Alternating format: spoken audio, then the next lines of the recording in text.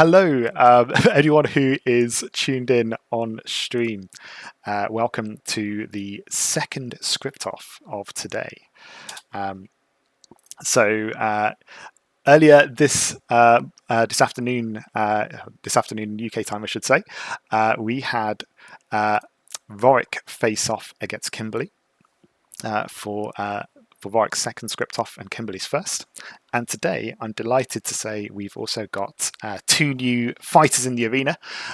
We have Tobi, who, if anyone who's familiar with Tobi's AIs, Tobi is a fairly recent joiner to the community and joined in with an AI called Soldier, which was, I suppose, a first AI being built, which gradually has gotten more and more scary over time with initial walling and infantry. And then because scripting with advanced commands just wasn't enough, Tobi has also got another AI called the King, which is an Age of Kings AI. So uses only the old commands, limited to 50 villager population, and shocked, I think, quite a few members in the community by managing to face off against a lot more advanced AIs, including Rare Bone in the Prince of Arena tournament. And I think you took away fourth place in that, Tobi, which with that is amazing. So thank you for joining us, Tobi. Thank you for having me here. Oh, all good. And your opponent, also a scary opponent, we have Promi, who many of you, I'm sure, will recognize the name, but originally making the Promi AI, working actively on the HD AI, and also working along on the Definitive Edition AI until fairly recently. And the most recent AI Promi's been working on is Naga, which I suppose my take on Naga is like maybe the Definitive Edition AI if you didn't have to worry about kind of having a difficulty cap, just going full Promi on it. It's brilliant AI, has a really good mix of strats. Both scripters very capable. And so thank you for joining as well, Promi. Yeah, also glad to take part in it. It's going to be a lot of fun. It should be epic. Both very familiar with scripting language, so we'll see what comes of it. And hopefully, what people will be seeing on screen at the moment is a draft. So anyone who didn't tune in earlier, what happens here is we're going to pick a map that we're going to be scripting for, and once we've got a map and a couple of civilizations that we're moving on to next, both scripters will have 2 hours to create an AI from scratch, which will then fight on this map with their civs in a best of 3. The way this draft is going to work is when both players say that they're ready, the system will pull 3 maps from the pool of 9 at the bottom, which will appear in the box under Tobi's name. What will happen then is Tobi will be able to select one of the maps to eliminate from that, and then it'll switch over to Promi, who will eliminate a second map. The map that's remaining is the map that we will use. If both of you, I don't know if you're familiar with this software or not, but just to be aware, the buttons that you click are along the bottom. You'll see the maps highlighted. So it's the bottom list there that you would click once the maps are in the pool. When you're both ready to go, hit ready on that, and it should pull the maps for you.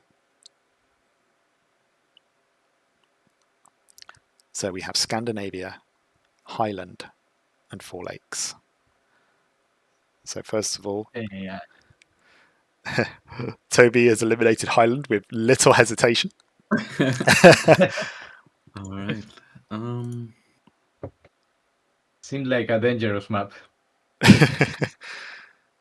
Another map with choke points, and it should probably should be able to eliminate from the bottom. Eliminating Scandinavia. So interesting. Okay, we're going to be playing on Four Lakes. Four Lakes, interesting enough, was the extra map that was added in to replace Black Forest that the previous group selected. So good that it got in there.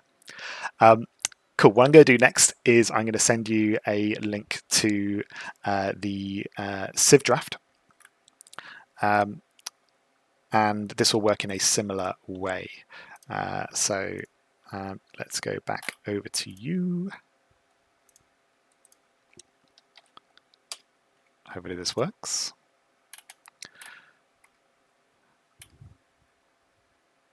Okay, we're both in. So we've got Tobi and Promi there. The way this works, we've got all of the civilizations at the bottom. When you're both ready, what will happen is the system will pick 3 random civs into each of your pools. And then you will both at the same time have 30 seconds to eliminate one of those civilizations from your opponent's pack, leaving your opponent with 2 civs to pick from. And then during the tournament or during the script off, you'll be able to switch between those civs as you like. So in the best of 3, you can just stick with 1 civ for all 3 games, or you can try and script for 2 and switch between them. So once you're ready, we can see what civs come out and then get ready to eliminate one. Khmer for Tobi, Saracens for Promi, Turks for Tobi, Burmese for Promi, Celts for Tobi, and Slavs for Promi. So we'll see what they eliminate.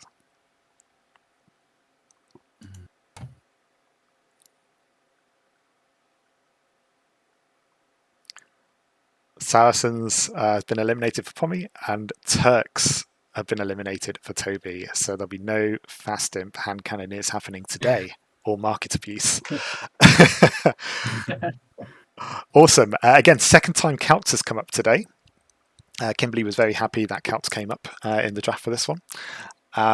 So what we've got there then is we've got 4 lakes, and you've both got 2 civs there. And just to clarify again, you can mix and match those civs as you like, so you don't have to commit to one. You can script for both and then just pick blind during the match. Match conditions are going to be fairly standard. So the victory conditions will be conquest, is 200 pop. Normal conditions in that way. Before we get started, are there any questions from either of you guys? Am I able to watch Bill Orders? Are you able to watch? Sorry, Bill Orders. Like build orders? For me, it's fine. Yeah. if Promi is happy with that, you can Yeah. you can quickly, if you want to use your time YouTubing a build order, go for it. Okay. Yeah, happy with that. Yeah, looking it up. The main thing is that you're not copy and pasting from other scripts. That's the main one, really. Cool. Okay. Any other questions? I guess I will just say it's funny because, like, for me, this will be a bit like scripting in the early user patch days where you just had some commands available and otherwise used like the basic capabilities, because it's going to be difficult to remember like a lot of the more complex like USC commands and their usage. So Thankfully, if you do decide to go down that route, you have got the scripting guide. So big thanks to Lee for keeping that up and running. So you can dabble in that if you want, but yeah, up to you with how you go about it. okay. And I do not have a lot of experience with app commands, so even though this may not be intentionally limited to the Conquerors, it may as well be. Brilliant. Well, in that case, I'm going to wish you both luck. In a moment, I'm going to mute and deafen you, but I'm just going to give you a quick countdown for the 2 hours to start. So we're going to start in 3, 2, 1, go. Awesome.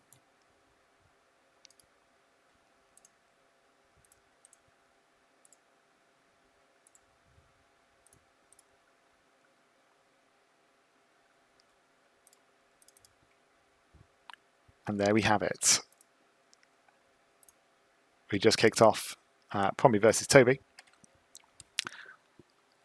And what I'm going to do, I think, first of all, is I'm actually going to move away from the scripting. And we'll bring up the timer up here as well.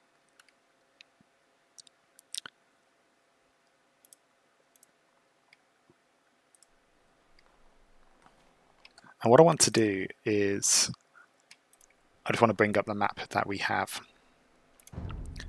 So I'm just going to load this up as a scenario.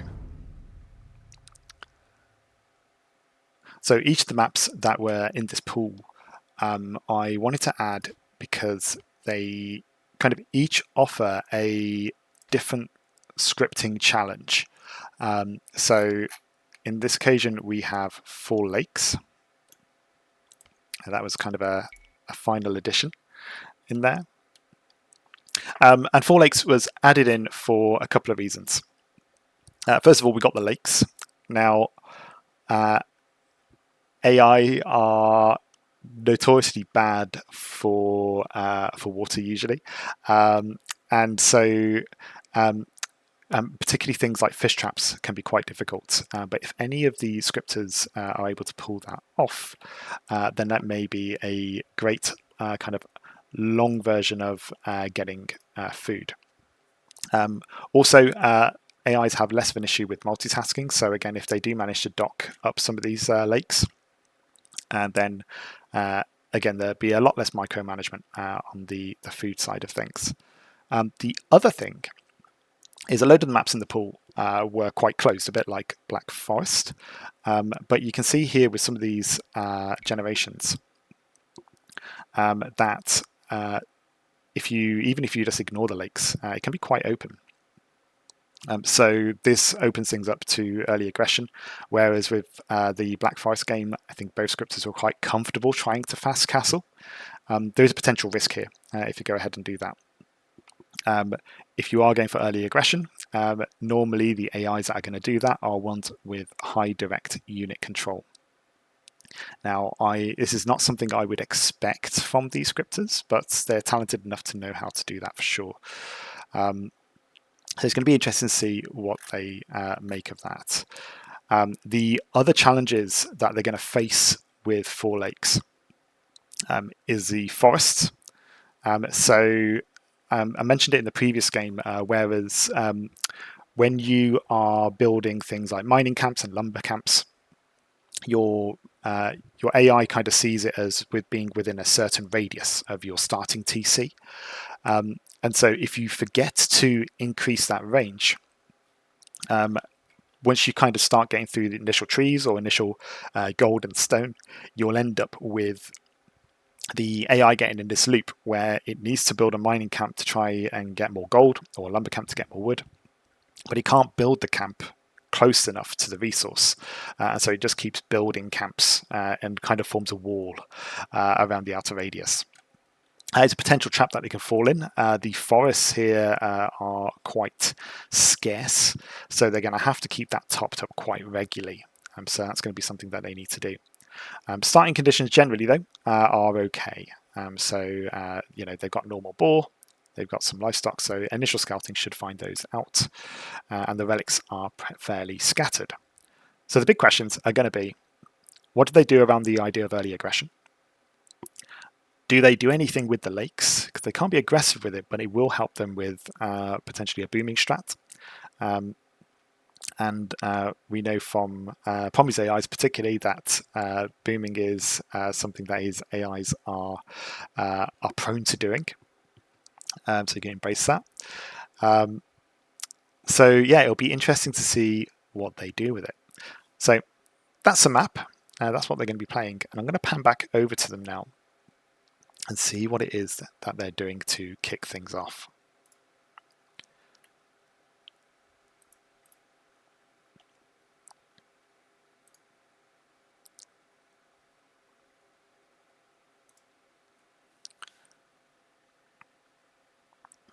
So at the moment we're looking at Promi's screen here, and at the moment he's doing some basic things. At the moment he is starting off with actually a guide from the scripting guide, from the scripting encyclopedia. So Leaf put together a article which said a list of strategic numbers that you should change when you create a new AI, and these are a load of default behaviors or a load of corrections for default behaviors that a standard AI would have, because the initial settings for them aren't necessarily optimal.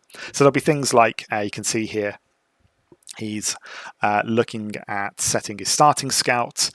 He's making sure villagers don't automatically explore. And you can see he's seen an initial delay there of the villagers building a house. So he's clearing up any kind of prerequisites for villagers to just start working straight away. And he's already dealing with home exploration time for things like that. So at the moment, Promi is actually actively deactivating default things in the engine that may stop him from doing what he wants to do for his build. Going over to Tobi, we can see Tobi is going straight in with his build. So this looks like something he is familiar with, he has practiced.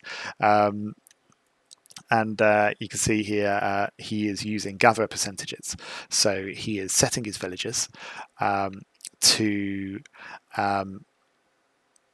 effectively, as each villager comes up, he's going to get a more precise percentage of their distribution. So even though he's using strategic numbers, he will have full control over exactly how many villagers are on what resource.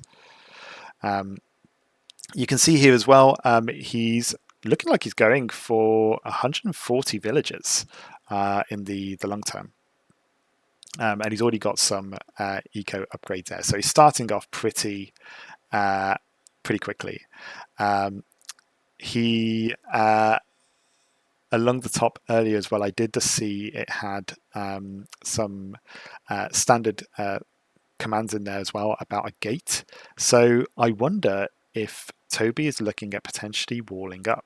And the gate one that he mentioned there, that might be a palisade. So a bit of an unusual thing to see palisade walls from AIs. However, Tobi has done this before. So with his soldier AI, it's one of the first AIs I've seen that actively uses palisade walls in the early game. And you can see Tobi is deep in the script at the moment. And switching over to Promi, you can see that he is currently looking up the tech tree. And he was already testing games. So he's deciding at the moment on which civ perhaps to go for, and he's probably looking at those upgrades. So faster farms might help here if he's looking at booming, and potentially the future kind of cheaper castles might be a way to go. So we'll see how that goes from there. But in the meantime, he's just going to be doing the basics. So both scripters here are, this is their first time doing a script off. This is maybe the first time that they've tried scripting under pressure. So we might see kind of a bit of scattiness as well about their approach. They might be hopping from one thing to another. Right now, though, you can see here, Tobi's doing something similar to what Kimberly did, actually, in the first script off of the day, which is we had Roik that was kind of going up for each villager and being precise with the percentages, whereas Kimberly kind of jumped up in groups. So 5 villagers would work with a certain layout, and then when another 5 villagers were produced, then the gather percentages would switch around. So potentially here, Tobi's trying to save himself some time by just kind of going with some general rules about eco rather than being precise about it. Though he can be precise about it if he wants to with the commands he's using. I know he was looking at percentages before we started, just making sure he understood the maths on it.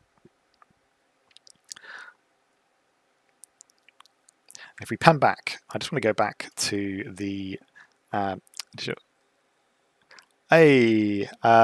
Mativati,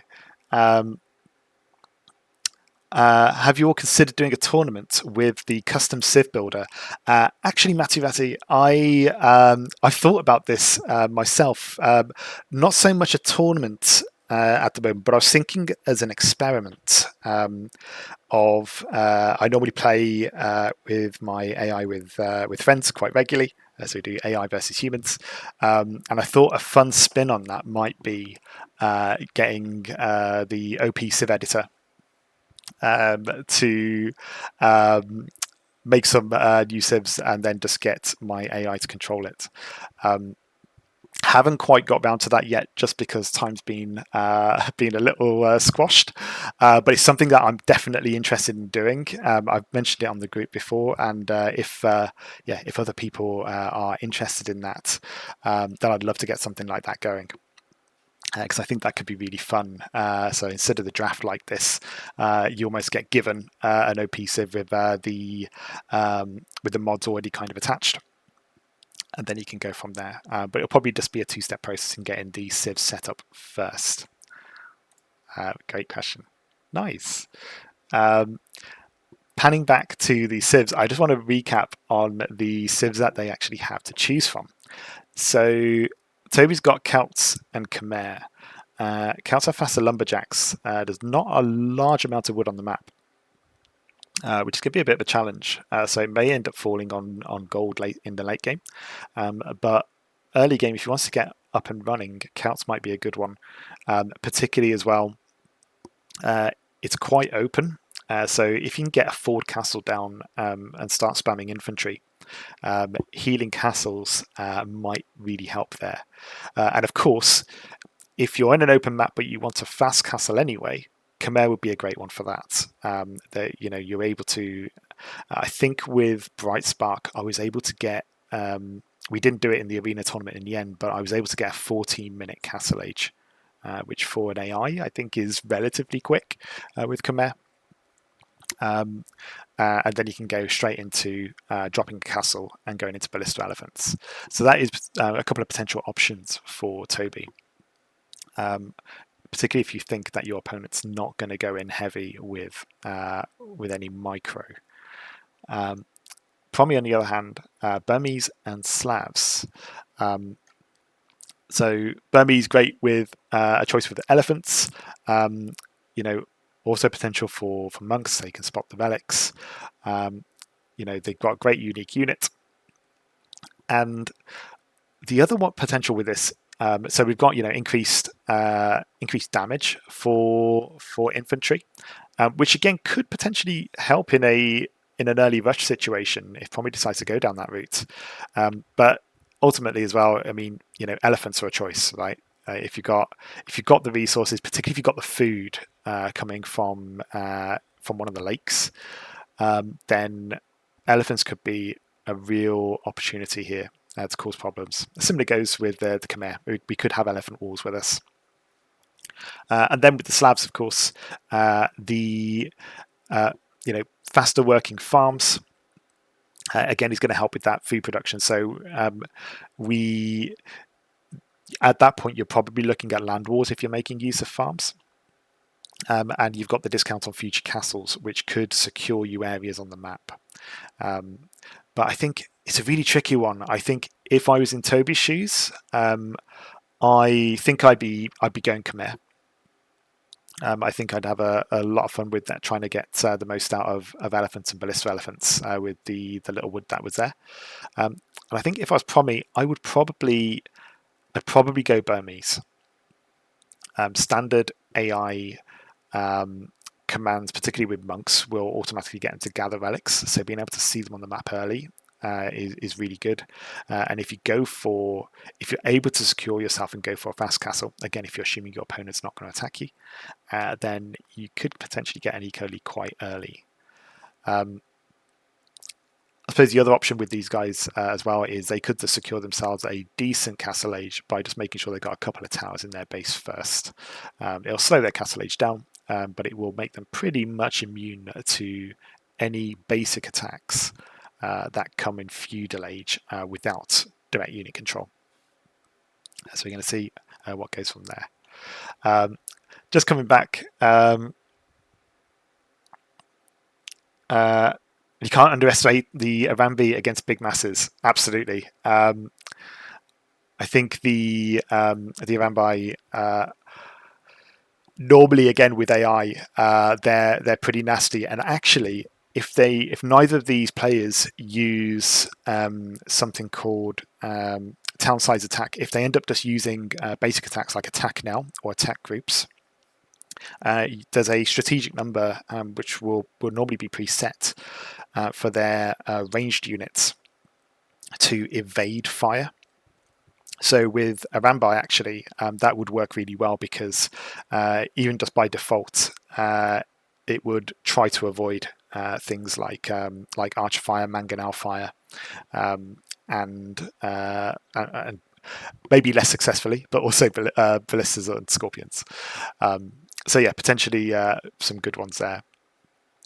I was going to ask as well, Matti Vatti, is this? I know you've joined in previously on Prince of Arena and for potentially for Davis Cup as well. Have you come across the script off format before? Because this is fourth one that we've done so far, so it's a pretty new format.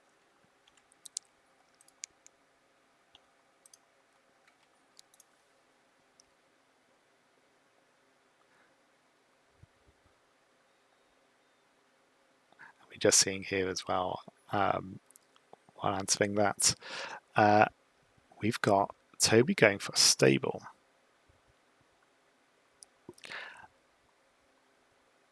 Now I'm going to guess here. We've got Khmer. So the question is he going fast feudal into scouts, which probably would require some DUC, or is he going fast castle into knights?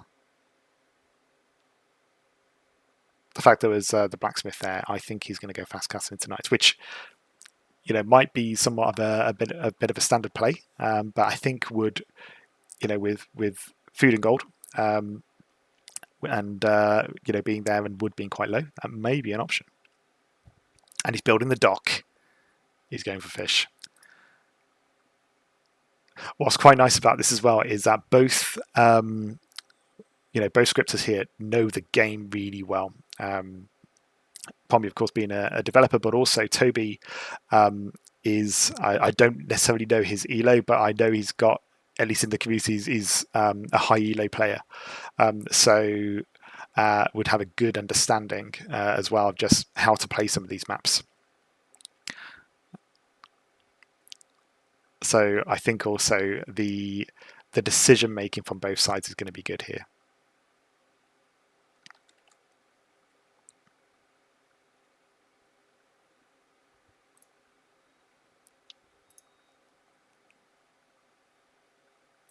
We've got Toby testing, and he's testing on 8 times speed. There we go. So that's one of the other things as well. If neither of these scripters use direct unit control, it does open things up to have slightly faster games because we'll be able to temp speed up a little bit. That really helped with the previous set.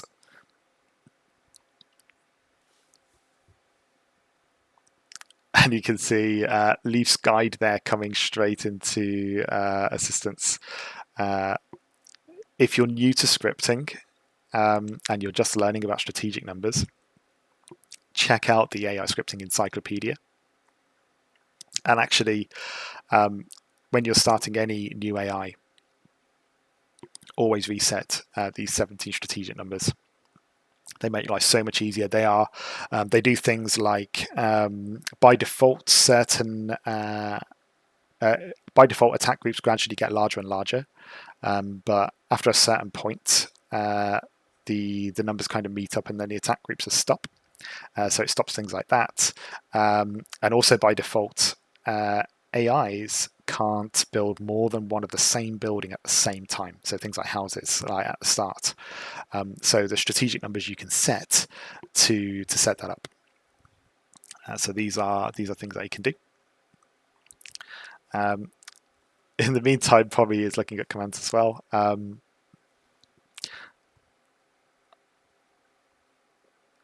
There we go, and you can see really helpful to go ahead and do that. And it looks like Promi is storing. Interesting. He's storing his village account as a goal. So it's kind of an unorthodox way of doing it. So I'm interested in what he's going to do with that, because normally you can just do a search and you don't have to store it anywhere. So the fact that he's storing how many villagers he has um, is an interesting one.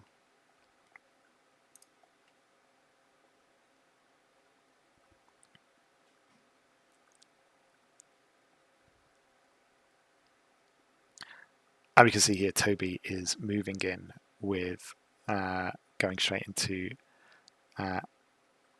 assigning builders for houses and castles. So what he's doing here is he's setting standard behavior.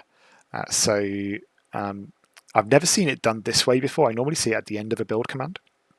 Anyway, it's a really nice way of doing it. So what he's doing is whenever he builds a house, he's assigning how many people go ahead and build it. So in this case, 2. And same with stables.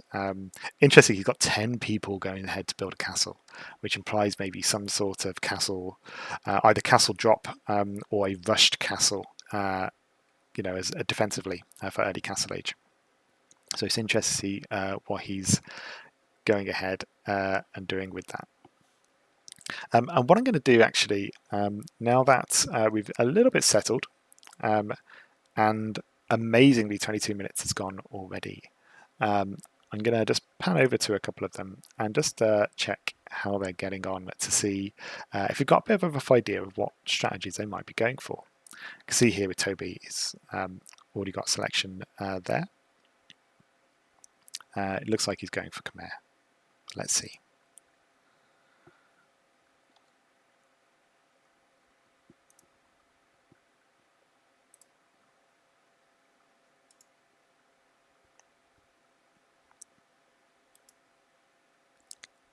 Hi Tobi, you're still on mute at the moment, but I'm just about to unmute you just to have a quick chat about how you're doing. Hello.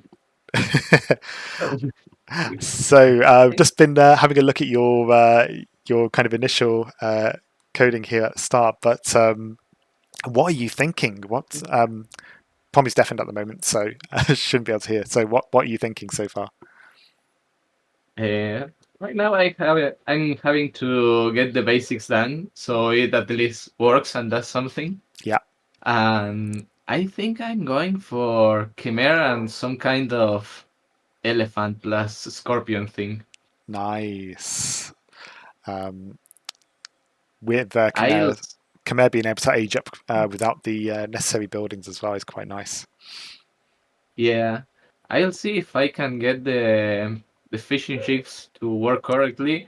I mean, one lake should be easy, but I don't know if I can get more lakes. Yeah, it's going to be interesting to see how you go about that. As potentially one of the challenges of this this map. But you're aiming at least to go for one lake. Yeah, Cool. and also I have to see if I remember how to lure the boar. For anyone who's listening, I did warn everybody beforehand to look up and remind themselves how to lure a boar, because on mine it took me about an hour and 20 to get my boar going. But yeah, we'll see how it goes. So you've got this fishing ship already. Yeah, but So I guess that's your first fishing ship will default to scouting. It always does with standard commands. So that's not a you thing. okay. Yeah, we'll just change the strategic number. Oh, they are fishing. I wasn't planning that, but I guess that was. Oh, I'm not making any farms, and they are. What?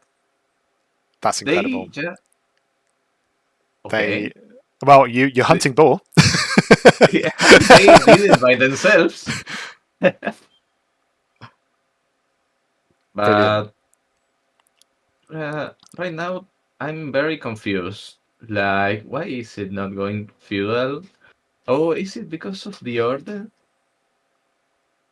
Maybe I should get this above making bills. So it goes first to that. That makes a lot of sense. Yes, probably causing your TC to be busy.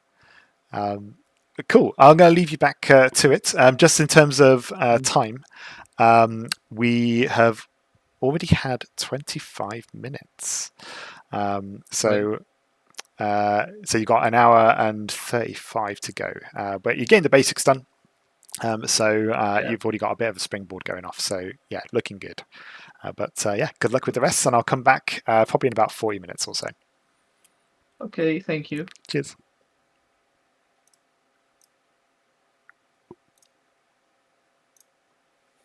And then we'll go and see if Promi is about.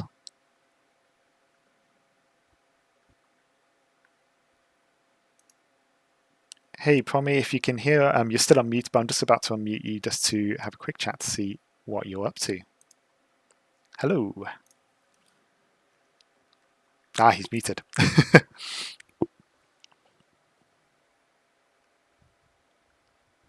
Oh, hey, I can unmute anytime. No worries. Oh, brilliant. So we've got Tobi muted and deafened here. So just interested, what are you thinking? Yeah, I'm.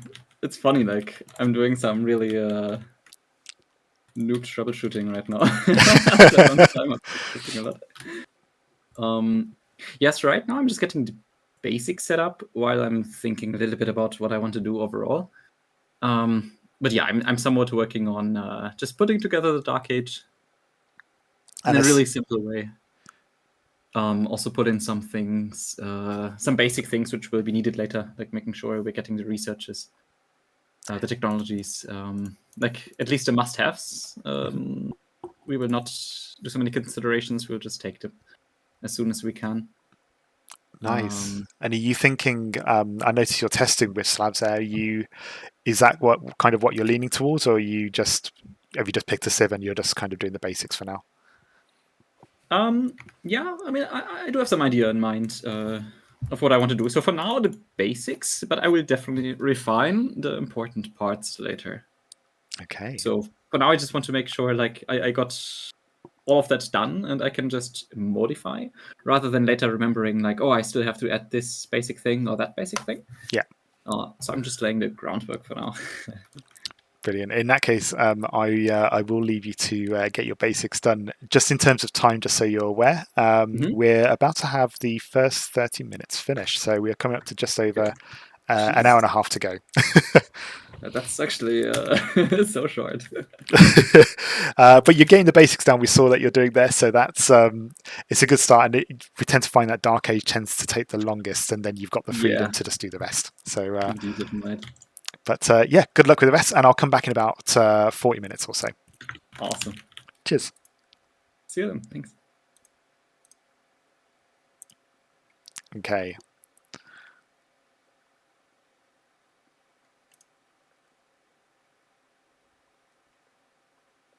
No problem, Matty. I don't know if you heard from their voices there. They're pretty, it's their first script off. I think they're pretty in the zone at the moment. They both have a plan. It's a similar plan at the moment. They're both really just trying to get the basics down.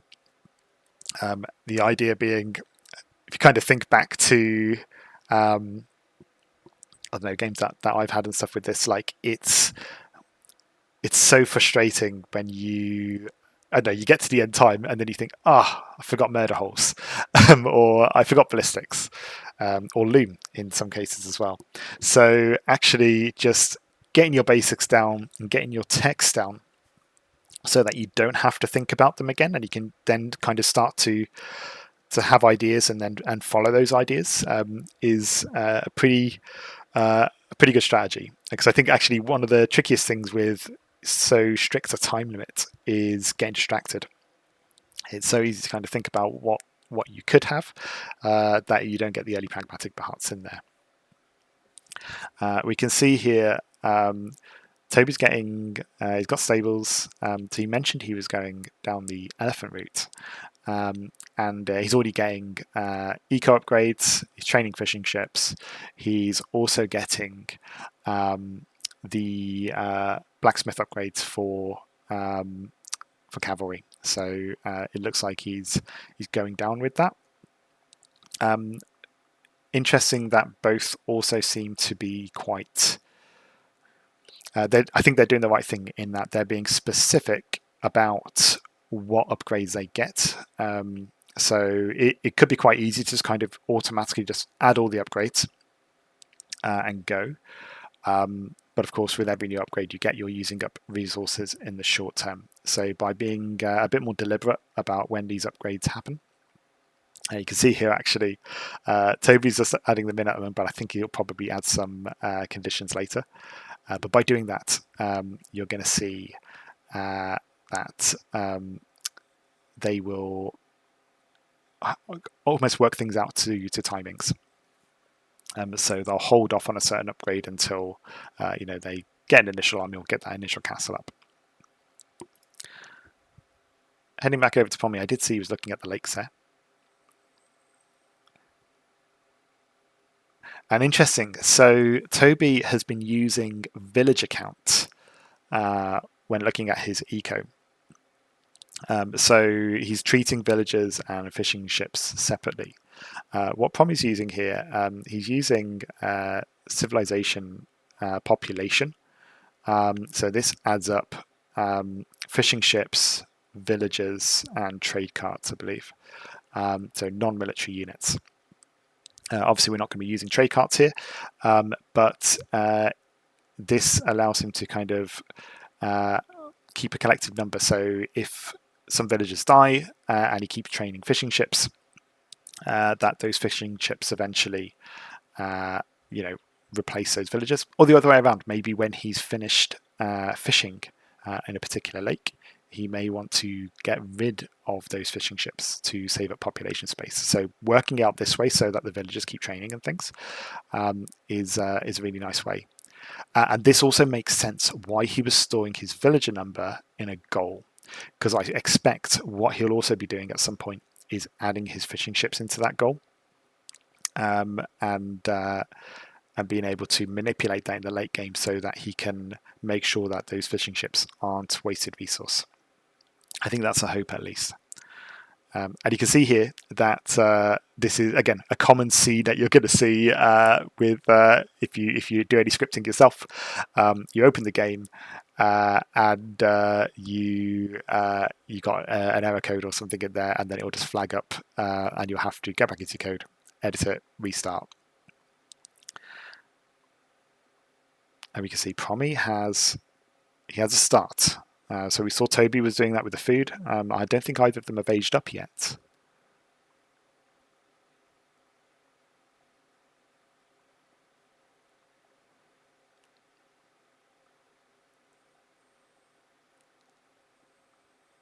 And it's interesting to see what he's doing with temporary goals.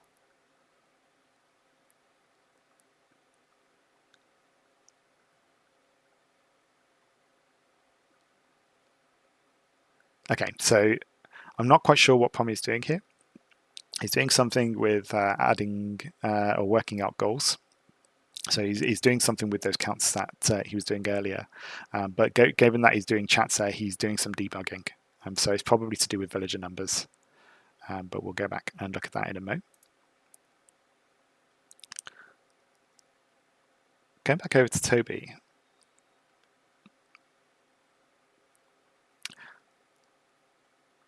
Toby is okay. I wonder if Toby is trying to deactivate the initial boat scouts. What I'm actually going to do here is I'm going to let him know.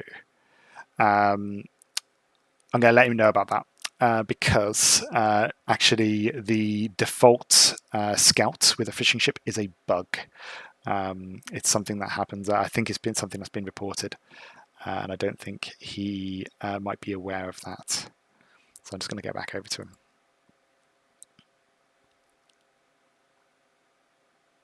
Actually, let's just see what he's doing first. So he's scouting.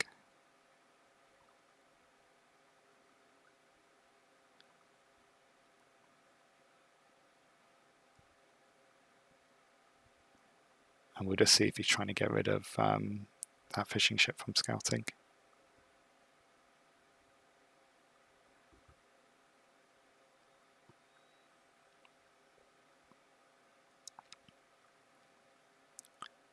He's not quite got the wood yet.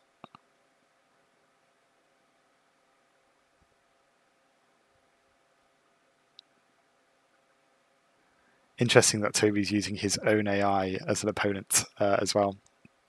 He's got the king there, the king recently taking part in the Prince of Arena. Quite a scary opponent. Okay, so he's going to start that fishing ship in a moment. And if we see him wiggling in a rage,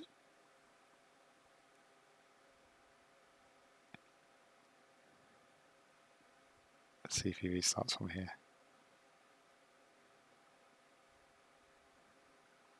Yeah. Okay, let's head back over and double check that.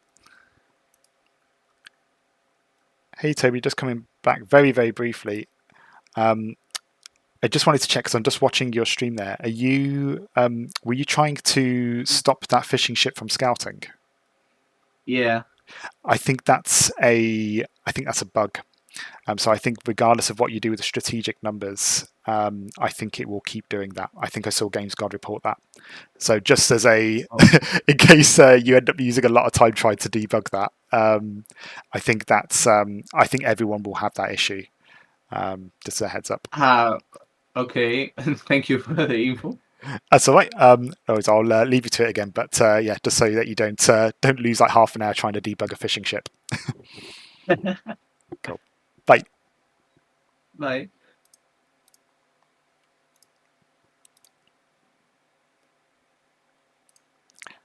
I think in that case that's fair. It's all the documentation will say how to do it, but it won't work. So I don't think that's fair for him to lose a load of time on that. As you can see, Promi is not doing the fishing ship stuff yet. Oh, there you go. Actually, we've got a dock. I expect Promi will be aware of that as well. And there you can see.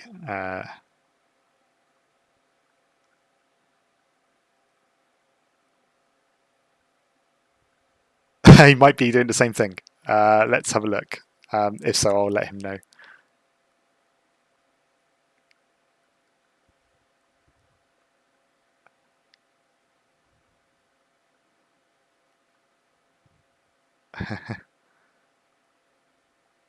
Yeah, I'm just going to come back to him and double check.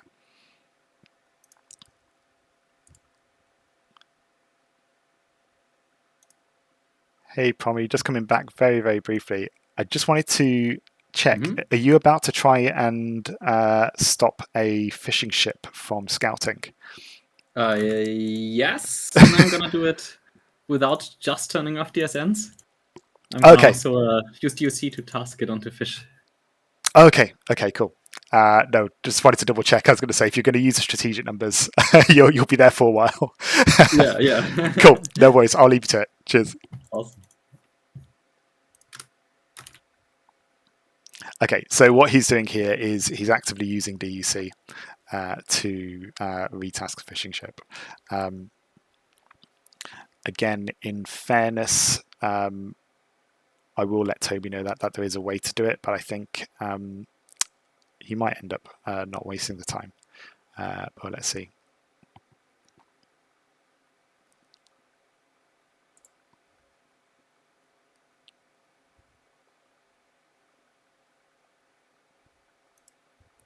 Hello again, Tobi. Last time I'm interrupting you for this moment, just letting you know. Apparently, there may be a way to stop the fishing ship bug, but it does require DUC, as in manually retasking the fishing ship. Just to let you know, there is a possibility for it, but you may not want to waste time on it. It's up to you. But yeah, just let you know. I'm not doing that. Fair enough. Just letting you know that it was a possibility in case you kind of look back and go, "Hey." So, cool. All right. Thanks. Okay. Fishing ships, man.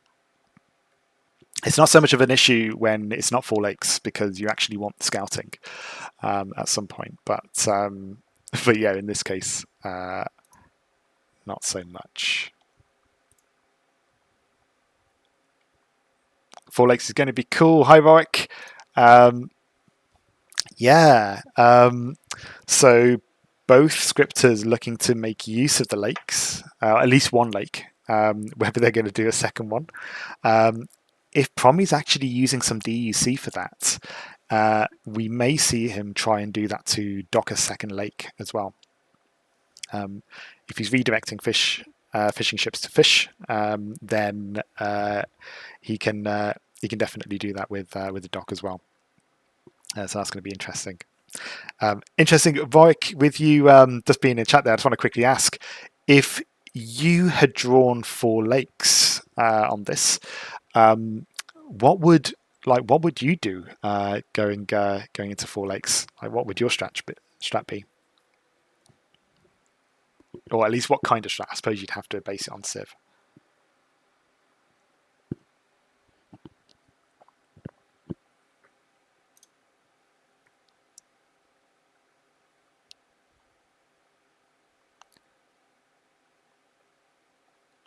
And what I'm going to do here, so you don't keep seeing yourself on stream, is I'm just going to see if I can get Discord up briefly just on its own.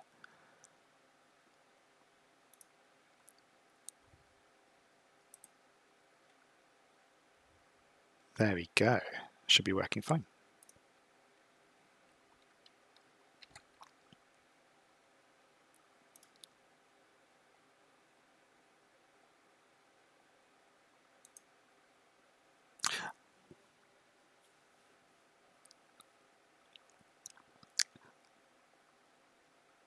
Ironically, I think if I was scripting for 4 lakes, if it had come up in script off, I think I would be going the polar opposite to these guys. I would probably be going for invest all my time in DUC and try and go for some sort of rush. Almost ignore the water completely. Go for scouts or archers and try and shut them down before they get to Castle Age. I think the dock is, it's a huge pull on resources and fishing ships as well, particularly if you need to make one just to then get others actually fishing. So you're investing 150 wood for one fishing ship. So yeah, for that I'd go for the boar, I'd push deer, I'd ignore the dock, and see if I could do a load of disruption with some early units and some TC avoidance.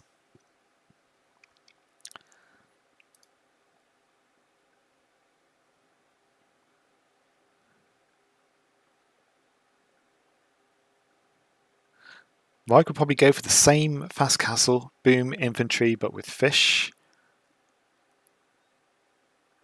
You'd like to try and dock other ponds. Yeah. I'm trying to think how you'd go about it. You would almost... I think you'd have to maybe do a DUC search for the type of fish, and then find like the furthest away fish and do a tile check going backwards. That's probably how to go about it. Or you would have to I suppose it's in the corners of the maps, actually. That would be the other way to do it. You would just you start with a corner of the map, and you would scan tiles going towards your TC from a corner. And you would keep doing that until you hit a tile that you could build a dock on. That's probably the way to go about it.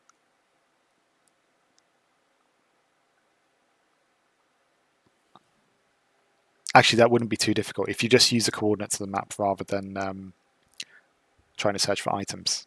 That could be the way to do it. You just have to hope your opponent wasn't docked there.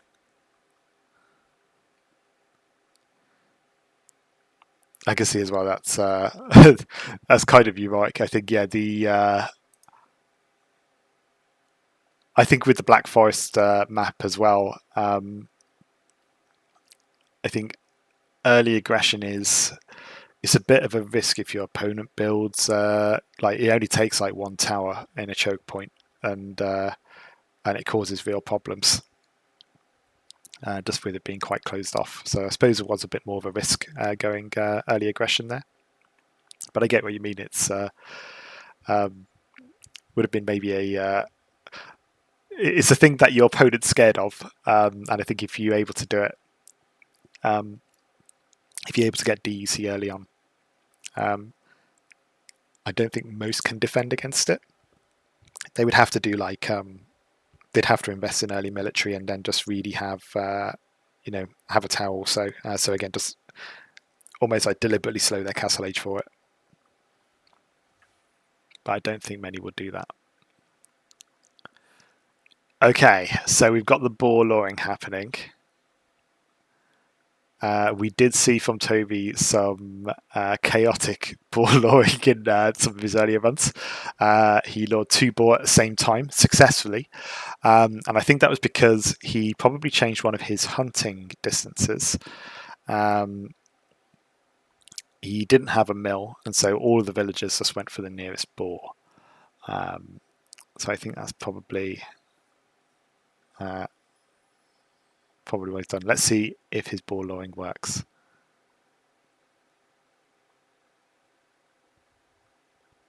I think deer pushing would be big on this as well. I mean, the dock's easier for sure.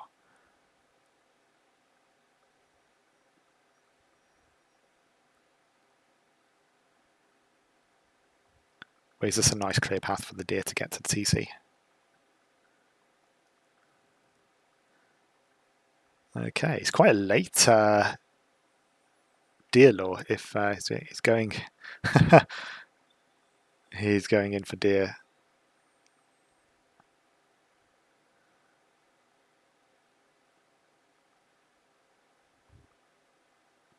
That part I can't help him with. That's something he'll have to figure out for himself.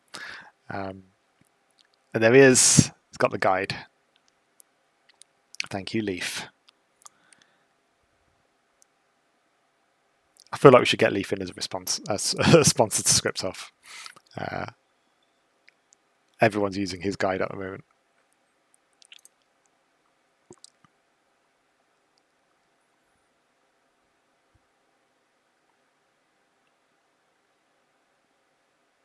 Oh, and there it is. Promi is already planning ahead. I think I mentioned this earlier. He's been doing his, and I think it's actually something like this exists in the standard HD and Definitive Edition AIs. So what he's doing is he's storing his villager and collective fishing ship counts in a goal. And then what he's doing is, as the game goes on, he's changing the ratio but keeping the number the same. So what he's just added there was a command to delete his fishing ships. So when he's got idle fishing ships, then he will delete them and kind of tell the AI to make more villagers in its place. So it reshifts that balance. He's also making use of home exploration time, which impacts the auto scouting. So how much time does a scout wander around your base, kind of doing circles, before going out and trying to scout the rest of the map? So it looked like he was trying to increase that, perhaps to make sure he sees the water, so that he can get that dock in there. So I think he's going all in on the fish. The fact that he's also looking for idling fishing ships makes me wonder if he's going to try and go for a second lake so that he knows which fishing ships to delete.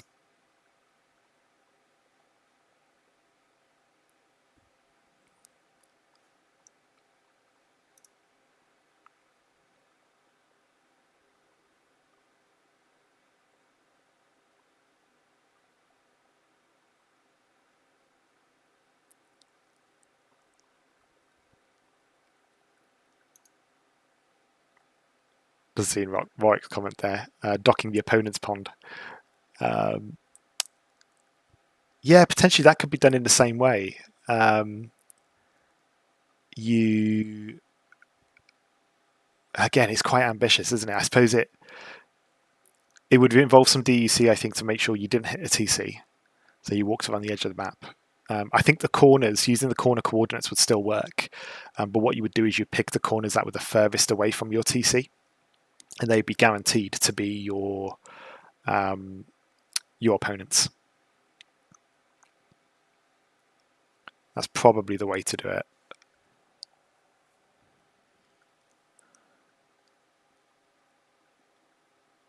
I'm guessing, Mike, then you'd be going for Persians at that point. Extra dock HP. Get the fire ships in there.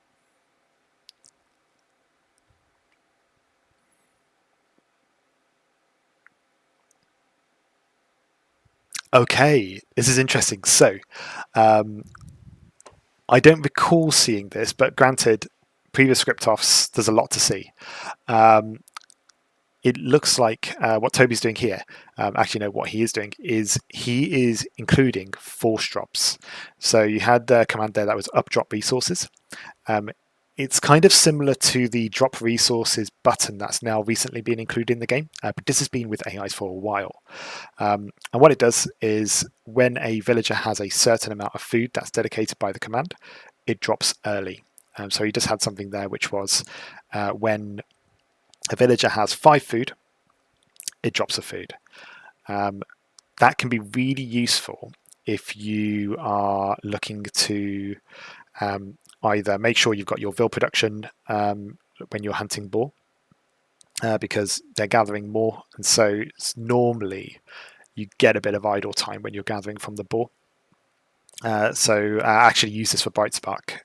So when you're below 50 food, I use updrop resource. I think it's like 6 or 7 food I've got, and so those who are gathering from boar in particular don't end up hoarding so much food and not dropping it off. So it just keeps villager production constant. So by doing that, Toby's going to manage to reduce some of his TC idle time, which is really nice. And we can see he's going for a feudal age at 24 minutes. 24 villages, sorry. 24 minutes. That's a very slow feudal age. But he's also got 3 docks being built. So maybe he doesn't want 3 docks. And he's probably now looking going, why?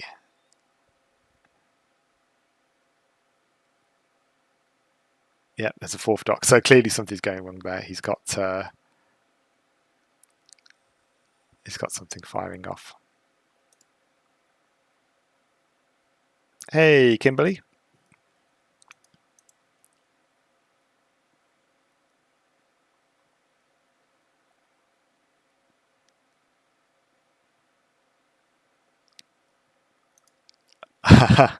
Just saw Roik there. You were secretly hoping for a Persian douche. I genuinely have thought about doing that for Bright Spark. That's something that I've had in mind for a while.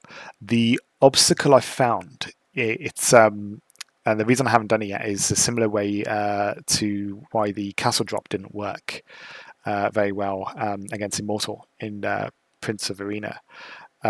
When you're building buildings like town centers or castles forward, if a single villager gets targeted, whether that's TC fire or anything else, by default it seems all the villagers retreat. Even if you use DEC, all the villagers retreat from that foundation, just for like a split second. But you end up with this weird staggering kind of situation, so you actually can't get the building up. And as you can imagine, in a douche, that would be absolutely catastrophic. Yeah, it's if I could find a way around that to stop the stuttering, you'd absolutely be seeing a douche from Bright Spark, but I haven't cracked it yet.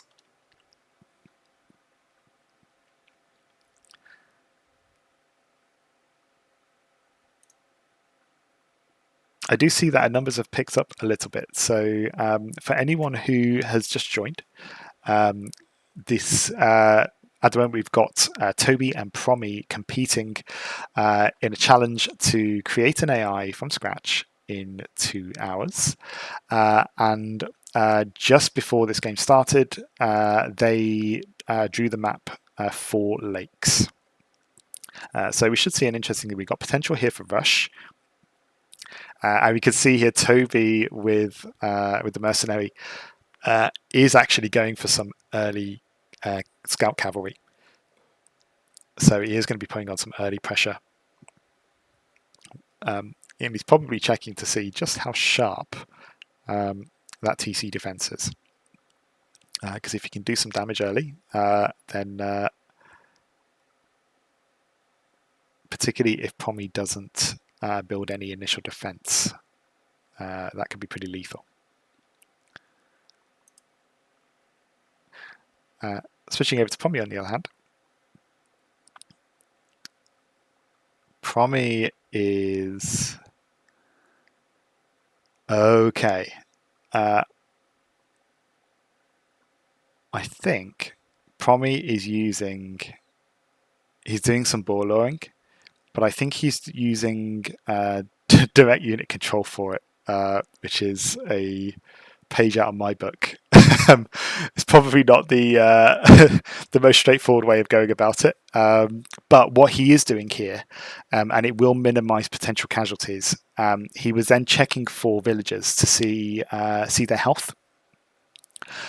So I think he's putting in contingencies to make sure that low HP villagers don't go luring ball, or at least low HP villagers are perhaps getting out of the way. Though it looks like he's making sure high HP villagers are the ones who are targeting. So he's eliminated ones with low HP, and he's eliminating ones who are already gathering food. So he's trying to find an idle villager, or a villager that's just dropped off to go gathering the ball. Blimey, how are we almost an hour in already? I'm a little worried in that we've seen a feudal age from Tobi so far. We've got a Dark Age masterpiece coming from Promi, but no feudal yet that I can see.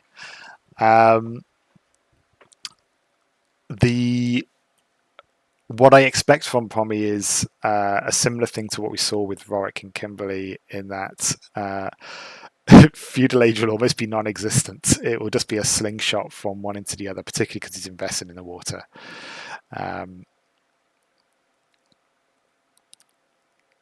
that ball luring is not working.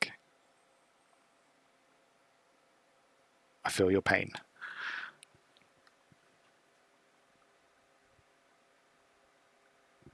Okay, so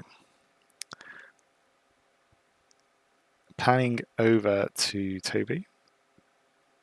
He's now looking at Castle Age. Okay, so he looked at some initial scouts. Whether he's going to invest in those in the actual game, I'm not sure.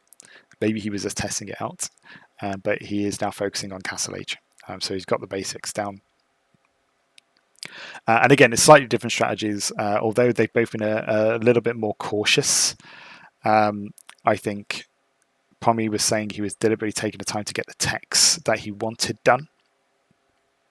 Whereas Tobi, I think he got some basic eco techs sorted, but he's not done like the full tech tree.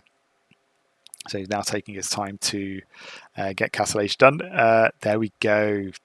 Town Centre lesson 4. What's interesting is he used something there called building type count rather than building type count total, which could lead to some interesting effects. What that means is building type count will count how many completed buildings there are of a certain type. So he was then counting to see how many completed town centres there were. So you can see there, building type count, town centre lesson 4. Building type count total includes buildings that are being built. So what this means is, if you happen to have excess resources, even if Tobi had 3 TCs and was building a 4th, his AI would then go on to try and build a 5th. So again, could be end up being a waste of resources, or it could end up being a bigger boom if he doesn't get attacked early enough. So it'll be interesting to see what comes of that. Okay, I'm just going to let the guys know that it's an hour to go.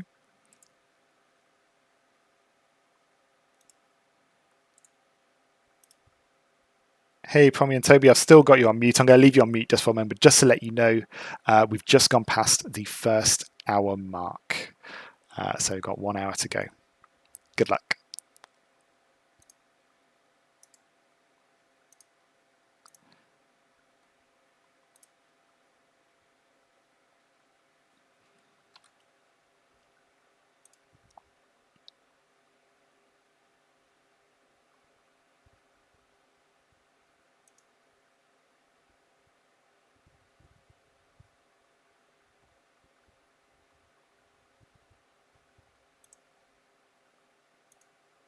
Kind of game pause there from Promi.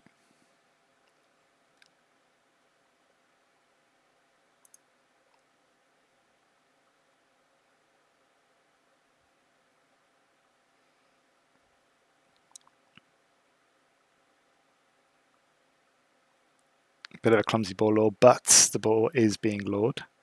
He has got the food.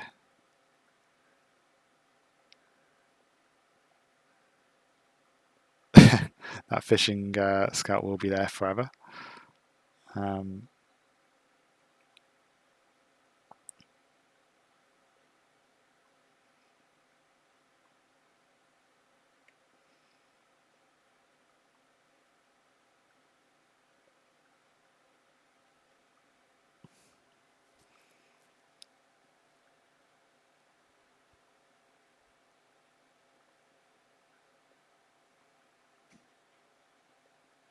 Okay, what is he looking at the moment?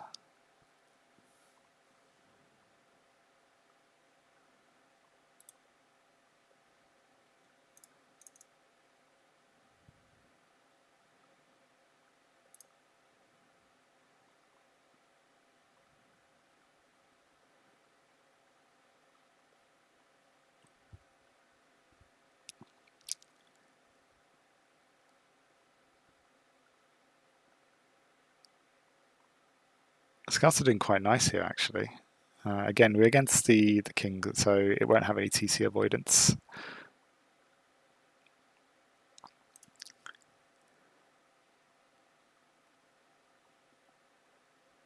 Now, Promi's got a couple of choices here. I know the boar is giving him trouble, it seems.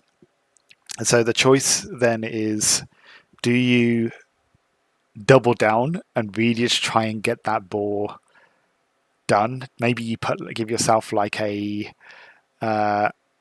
say, you know, okay, I'm giving myself 5 more minutes to go ahead and do it.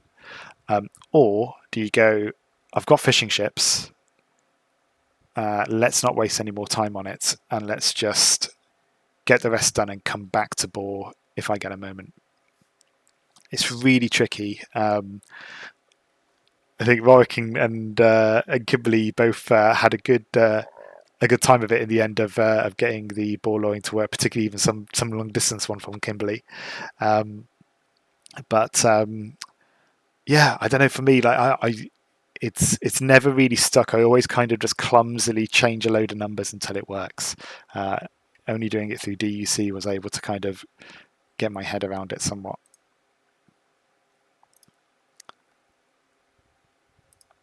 It's potentially looking like Promi's issue was to do with some of the goals he set, so he's just debugging that.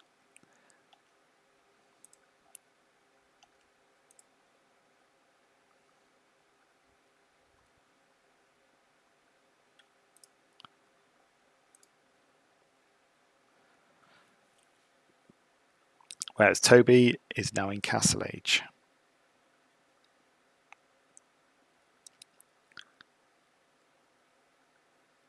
The other thing is, are any of these guys going to end up going full on with market rules? I'm just seeing there that we've got market as a subheading. This will be something that Toby's used a lot for the king, I imagine. Particularly with older commands, it's so easy to stockpile a resource because it does take so long to kind of write your commands properly to to really balance out your eco. Yeah, I imagine he's used to using the market for some correction. He's also 4 TC booming, which is really, I think, quite risky on this map. Like, he's got the food coming in from the ships, of course, but all it takes is an early army and some siege. And if you're thinking that Promi, he doesn't know Promi's potentially looking at Slavs, but if Promi goes Burmese, early elephants before you boom, along with a couple of battering rams, could be a problem.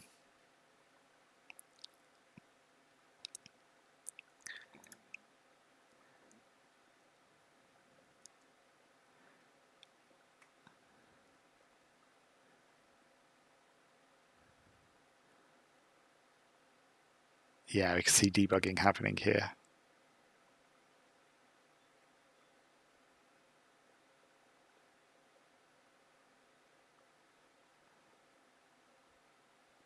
And it looks like what he's trying to do at the moment is make sure that any units he's directly controlling, that he's only controlling one of them. So he's eliminating more than one unit in the list. So maybe that's his issue, is that he's controlling too many villages at once. I'm not quite seeing what the symptoms are from his side.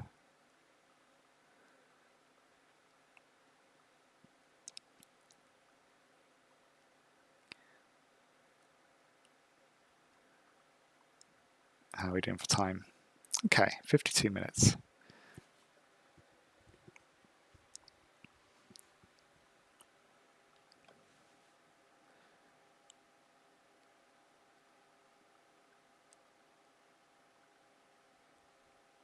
He's switching to timers, so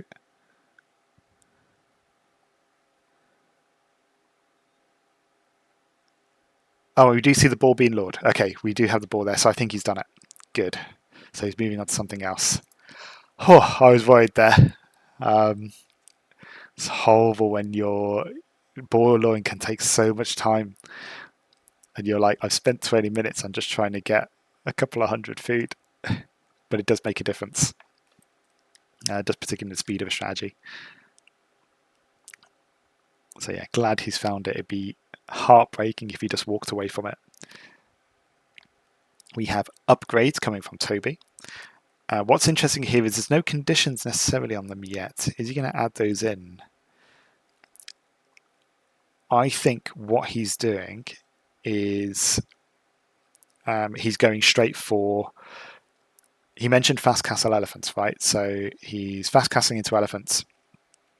But in doing that, he is, when he's going up into feudal age, into castle age, he is preempting the elephants by going for the barding and the forging early on, and then immediately, if he's got the food, will go into doing those the second layer for the elephants. What I question, he had the attack ones in there first. I suppose maybe that works well for elephants. I normally by default would go for the armor first and prioritize that just so they can take more hits. But I guess if you're controlling elephants, you've got the HP, so maybe you just want your opponents to go down quicker. I'd be interested to know anyone in the chat who's maybe a bit more of a better player than I am. With the logic with elephants and upgrades, is it better to go with the defense upgrade first or the attack upgrade? Does it differ from knights and scout cav, say?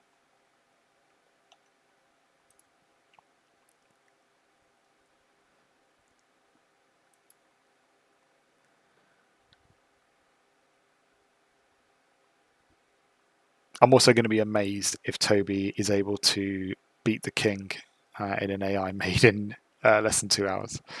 I don't think he's there yet. We got Promi doing some testing here. can see all the debug chat to come up now.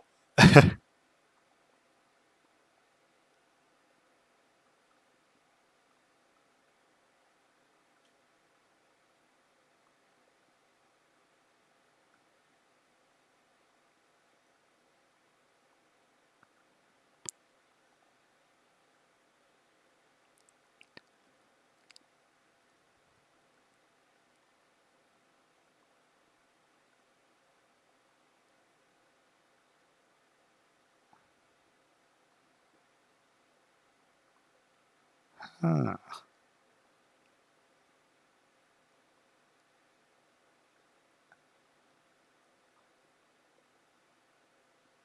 Okay, okay. So Promise future-proofing his rules. So it seems perhaps all is in control because he's making rules that are going to be consistent through each of the ages. Also, what was that dock? Is that a mod he was using? Not seen that before. But yeah, what it looks like he was doing there is getting his house building set up for Imperial Age so that he doesn't get pop capped. If we're assuming that he's going with some sort of boom, then dealing with the housing really early on is going to just help him kind of slingshot. I think, of his other AIs like Naga, for example. I remember in an arena tournament, I think it went 5 TCs and it did no military. It just kept training bills, and then suddenly, once it hit that kind of prime villager population, it just turned everything onto military, and it just became an endless stream. So, and you kind of see that in the definitive edition AI as well. If you let it boom, it builds and builds and builds and builds. It gathers its resources, and suddenly Imperial Age hits, and everything's full on. I did see Rams. They were red Rams though, so I think Toby's playing as green for his. So I think that was maybe the Kings. Elite Battle Elephant.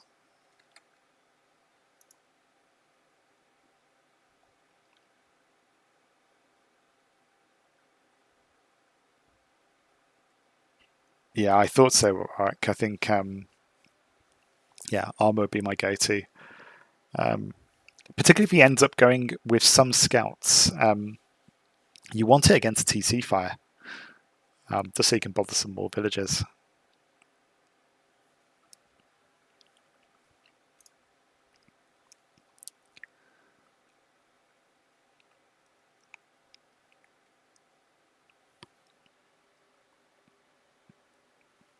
Promi's now moving into military buildings. We're going to see the skip feudal age option come up soon, I'm sure. In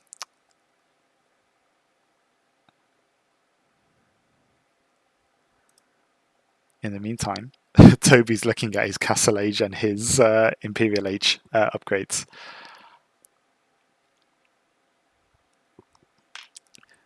It's always amazing to watch this. And Viking Kimberly, if you're still there, I think it was the same watching you. You're initially watching and you're seeing people spend so much time on Dark Age and getting Vil combos right, and building houses, and you're thinking, how on earth are they going to get something together at the end of this?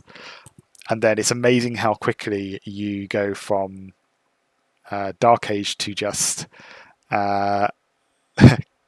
feudal, castle age, all the upgrades, military. It's all done in kind of a big swoop.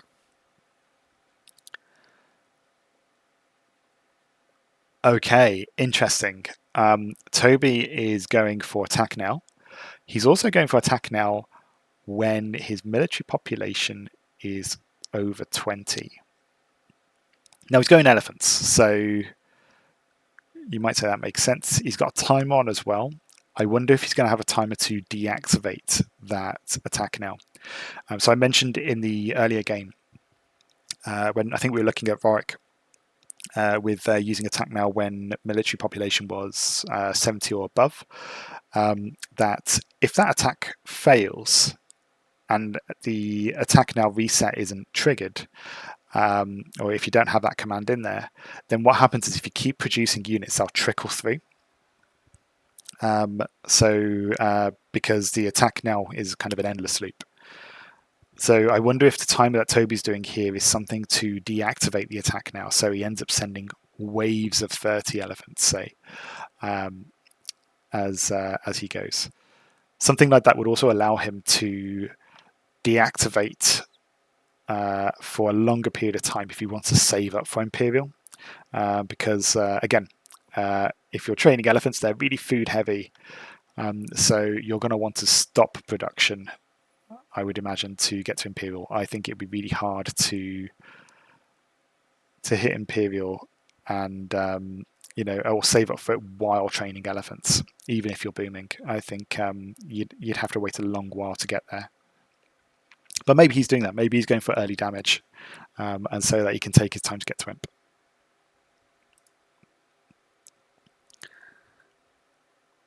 Right, forgot the timer. Yeah.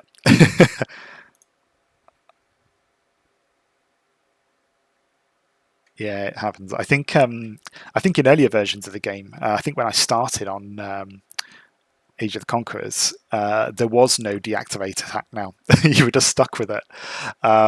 So I think I ended up using attack groups for my first couple of AIs, just to let them kind of save a couple of soldiers at home. I think now you'll also see another potential workaround is you see this with Leaf's AIs.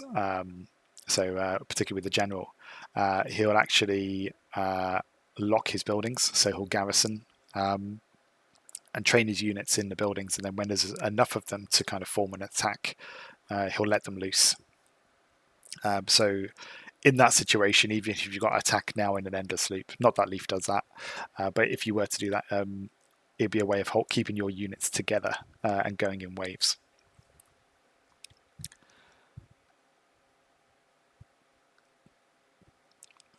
I'm amazed by the eco actually coming from Tobi. It's amazing he can keep scouts going and save up for castle relatively quickly.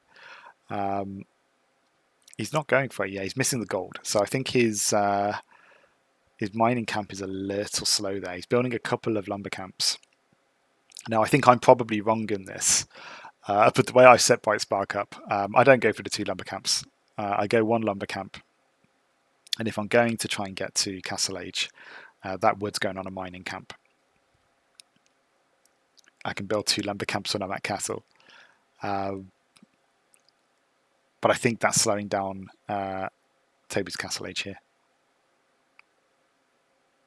Hey, he's docked the second pool. Varric, it's happening. He docked the enemy.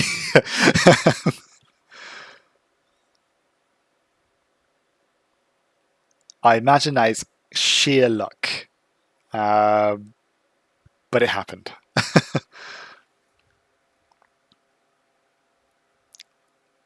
So I wonder if when building a dock, maybe his town size is big enough? Yeah, I'm not sure how he would have done it. Or maybe docks don't follow town size. That could be another option. Let's switch back over to Promi, see what's going on over here. We've got a lot of cavalry coming from Tobi. We've got 40 minutes remaining.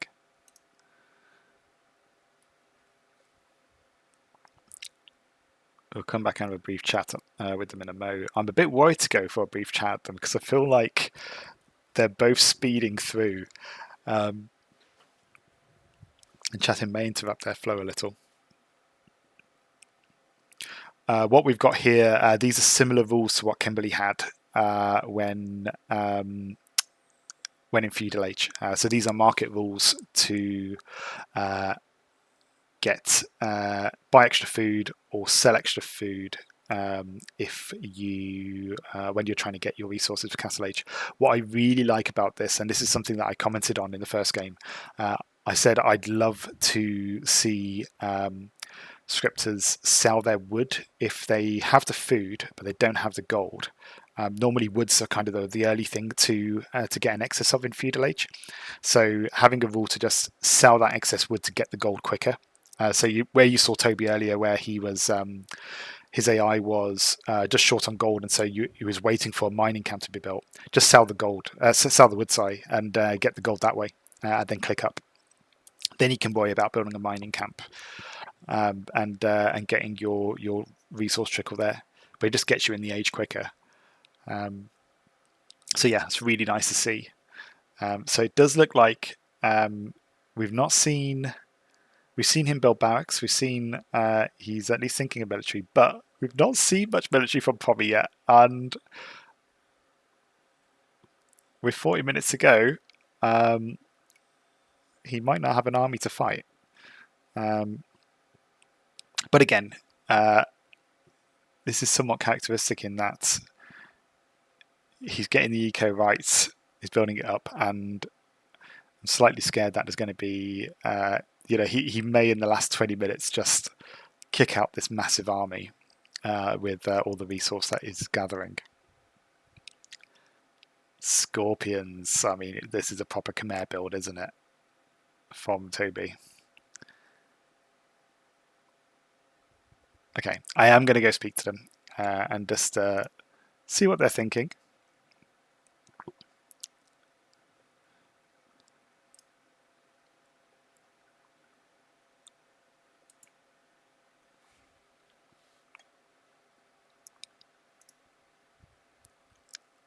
Hey, Promi, you're still on mute just for a moment. I'm just about to unmute you just to check in.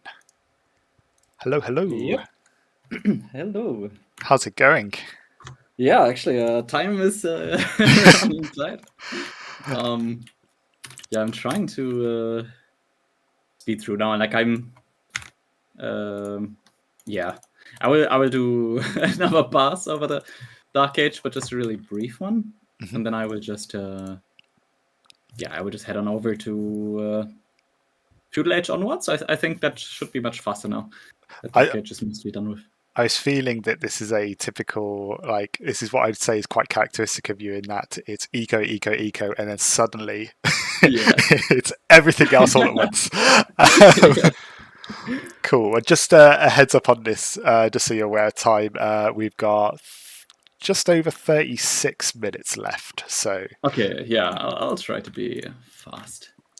No worries. But yeah, keep going. And I'm going to ask you about your doc mod afterwards, but not when you're on a timer. Okay. Yeah.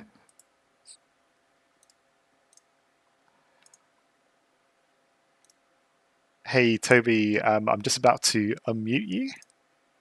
Hello. Hello. How's it going? Yeah, I think it's going fine.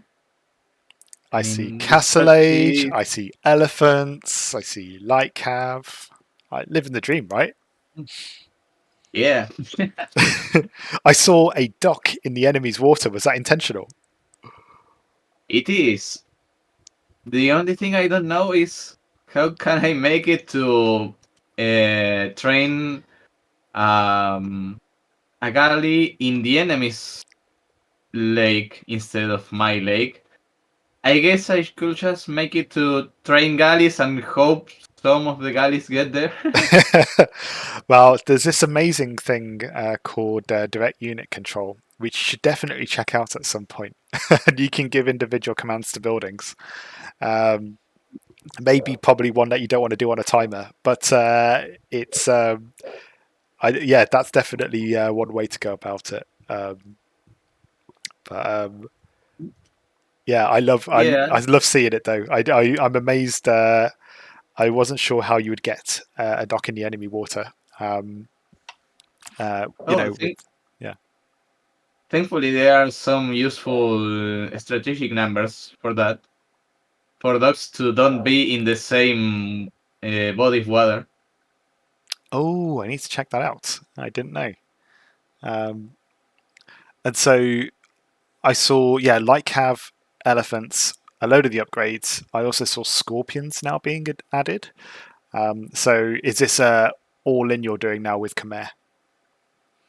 Yeah. Scorpions have been added for a while, but my resource distribution isn't working, and all the gold goes to the elephants, so I'm trying to get the scorpions to train.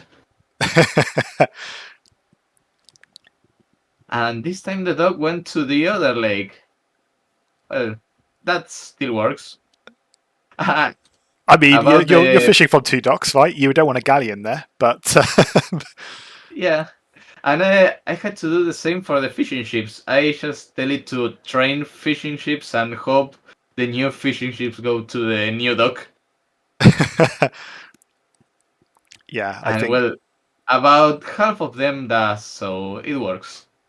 I was gonna say it should train from both, right? So if you've got 2 docks, if you keep training fishing ships, it will well, it will train from both at the same time, so it'll balance out, I guess. Yeah, Cool. and well, Just as a heads up with timing, we're just coming up to 33 minutes remaining. okay, that's quite some time. You seem I, awfully relaxed now. You're like, I've got an eco, I've got military. yeah, I just have to get the the scorpions to train. Oh, there you go. You just need more gold. Yeah, maybe I should put the scorpions above the elephants so they train first. Potentially. Well, anyway, I'll leave you to it. I will come back just before the 10-minute mark. Would that be enough notice for you? Okay, yeah, Cool. All right. Good luck with the rest. thanks.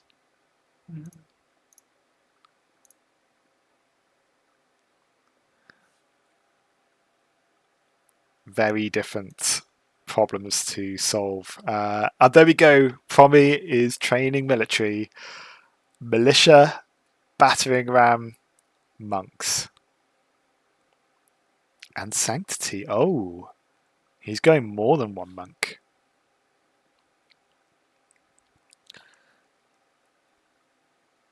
That's really interesting. I've not seen this before. I don't think he's actually going to stick with this, but he's just listing all of his researches, and I think he's probably going to create a template and scatter them out. But you can see, probably seemed quite confident. He's like, I'm going to do one last check of Dark Age, and then I'm going to be all good. Everything else will happen really quickly. And you can see here, he's immediately just getting all the researches. He's typing in the some of the unique ones, and he's just going to go on a copy and pasting spree, I think, to get the full Burmese tech tree down. What I find interesting with this, as I mentioned, if I was Burmese, or being Burmese, you've got you've got monks, you've got infantry with extra attack. You can collect your relics. You've got the Arambai, and it looks like Promi's gone. Yes, I'm going to go with all of those. So, yeah, we might see. It's going to be a good spread. Which actually, if you think going against elephants and Lycav, monks are going to be devastating here. Monks could be a real problem for Tobi. He's going to have light cav. It depends on whether he fully switches out of the light cav for elephants or whether he keeps producing them alongside. I think that's going to be it's going to be a big one.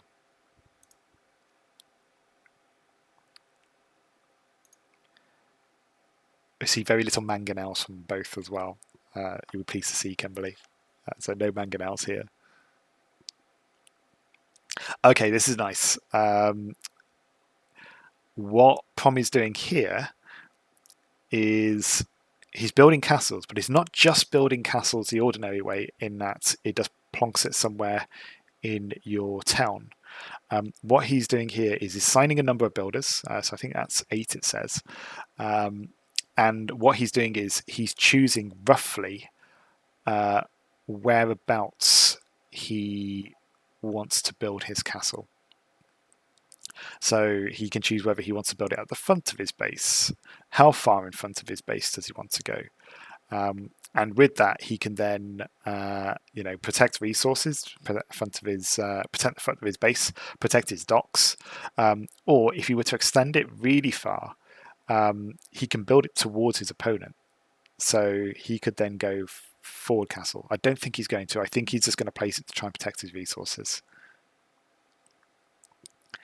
But it makes absolute sense that he's going for monks, because he can see the relics, so he's going to want to go for those relics early.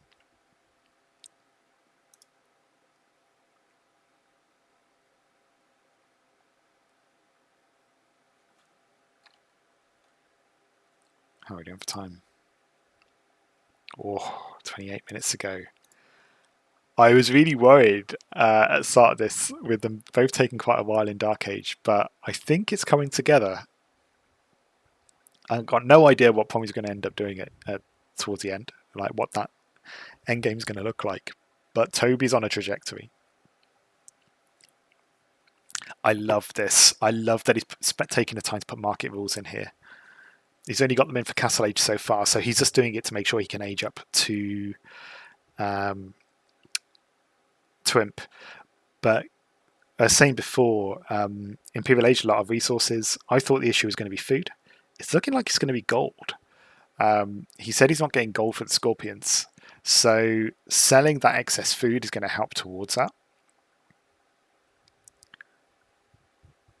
Oh, and he's building encounters. Okay. Nice. So he's checking for archers. And I think he's going to put other unit types in here. He's probably going to put things that skirms count. So he's going to put spearmen, which makes sense because he's got elephants. And if he sees those, he's going to turn on a goal that goes, let's start building skirmishers. That's really nice. Great that he's found the time for that. I would almost argue the way I'd probably want to go about that is rather than use the archer line or spearman line, I'd maybe go spearman line and look for the archery class, because you could do that potentially with searching for a goal like Promi's been doing with his villagers. And by doing that, you can also account for things like cavalry archers. Notice here, Tobi's going for I think this is a standard castle drop, so it's just going to go somewhere random in the town, unless he's deliberately building it back. But I think that is just a normal castle placement. I think that's a build castle. If he replays that and the castle ends up somewhere different, then he's using build rather than place control. Oh, and Promi is using attack groups for this. But unlike Kimberly, who had a load of units within an attack group, Promi is going for 100 attack groups. So the idea here, I believe, is from memory, I think Promi wasn't a fan of attack now because it's quite performance heavy. So an alternative to this is you can get a similar effect by getting loads of attack groups and treating them as like single unit attack groups. And what this will do is it will send out the units when you want to, but it doesn't have that attack now group, that loop, sorry. So when you've got the units that you want, you send them out in attack groups, and if those units die, your new units that you build aren't in an attack group until the initial condition is met again. So it's kind of like a way of toggling attack now and not. But apparently it's also more helpful in performance. Not that I necessarily see attack now causing too many issues these days. So yeah, he's looking at group fill method as well. So he's looking at his attack groups, and this is going to be a scary, just a march of an army when he triggers that. they're not going to be grouped together. They're going to be scattered out. They're going to be spread out in eco, and they're just going to be causing real havoc. And this, what he's doing here, threat time. I believe there's a set of goals that you can do, so you can check when you're being attacked and what by. And I think what he's doing here is he's timing his attacks almost like as a, I think probably as like a counter attack. So you'll see when he's been attacked, and if he has been, you toggle on your attack groups on and off. Yeah, that's interesting. It looks like as well he's got the attack groups as between 5 and 20.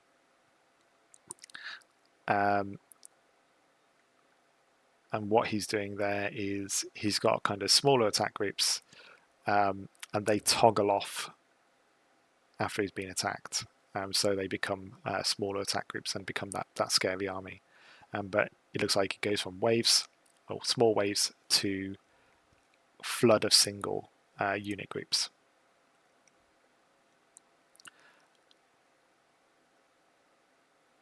So Tobi's just really focusing in now on his counters. He's worried about pikes against those elephants, I think. So he's making sure that skirms are there as a backup. I wonder if he's had the time to do that. I wonder what he's missing. I feel like in the time limit that we've had, there'll be other things that that he's not done. I wonder if, like, I mean, he's even getting ballistics and things. So I wonder if the eco is going to be there for him to hit imp, and whether he'll have the siege. We'll see how it goes. Going over to Promi though.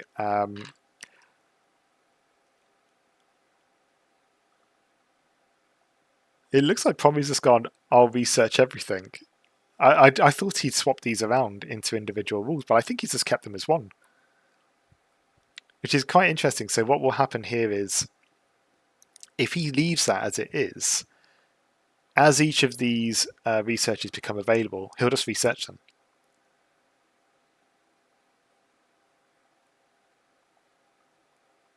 That may not work though. I'm just thinking, actually, if you don't check if something can be researched, it is a possibility where he'll end up almost pocketing his resources away, so that something might happen where he won't be able to spend his resources.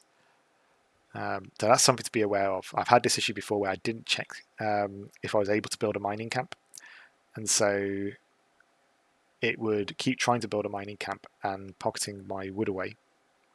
And so I was in this point where I couldn't build farms.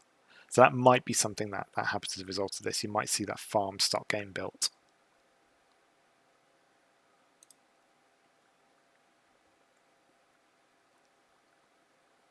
Okay, he's going back. None of these guys are looking at their playthroughs fully either as well. They're just they're like, I know Dark Age now. I just want to see later.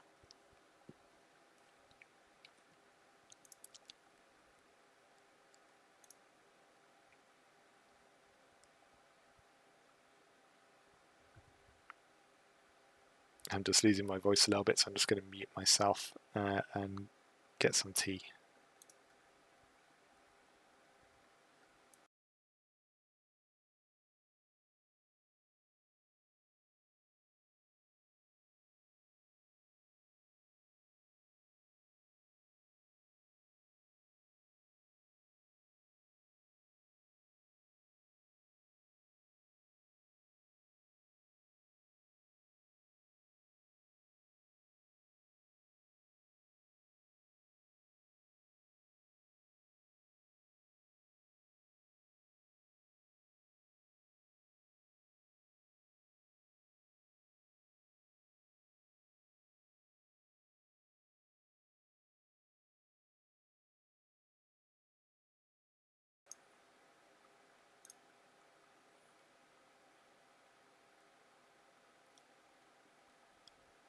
Okay, so not quite sure what these goals are doing here with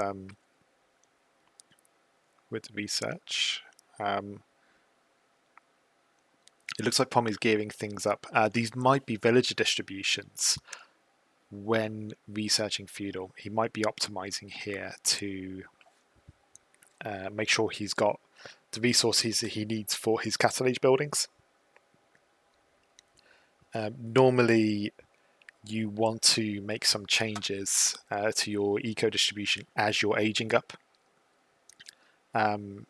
so that so you got what you need. It's really, I think it's really difficult to kind of plan it so that before you're aging up, that you've balanced everything out so perfectly that what you need to click your age up is what you need after you've aged up.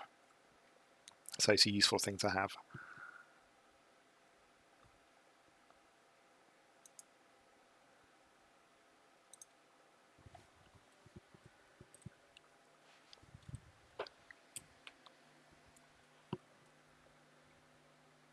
I think it's interesting that Promi seems to be going for Burmese, and I wonder if he's anticipated that Tobi's going to go Khmer.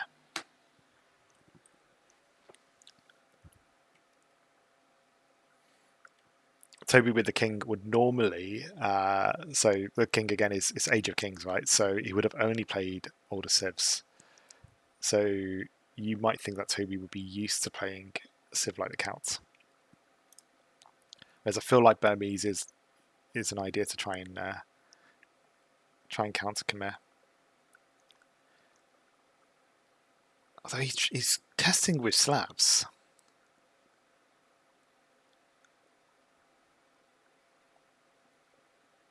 What are Slavs monks like?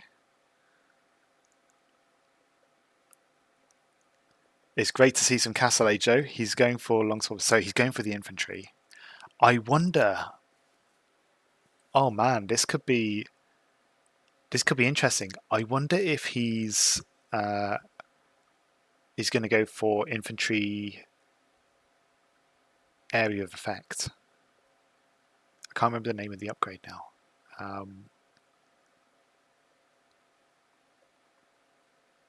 But that could be what he's going for. Boom. Build up your units. Go to Imperial. Get your castle down because he's been placing that. Get your unique research. And then area of effect damage.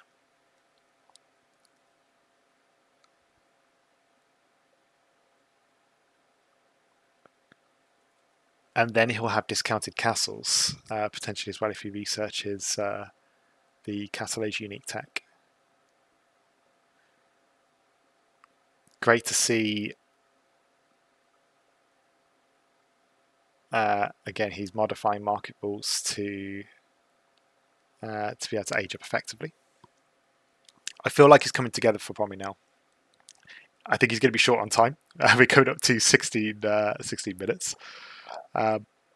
But he's getting there. He's what I also like here as well is he's even planning to delete his villagers. So he is going for that typical massive boom, and then in the late game when he's pop capped, he's actually actively going to go deleting his villagers to make room.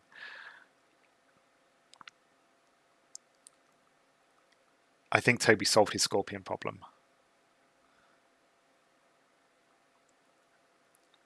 And by solve scorpion problem, I mean ballista elephant. He's Khmer are just so good at that as well, aren't they? He's being sneaky. He's building docks. Building docks in the enemy base. If Promi's going long swordsman, that could be a decent defense because I think he'll probably keep the town sides as the same. So that will trigger town sides attack. So potentially Tobi might lose a few villagers if he goes for a cheeky dock.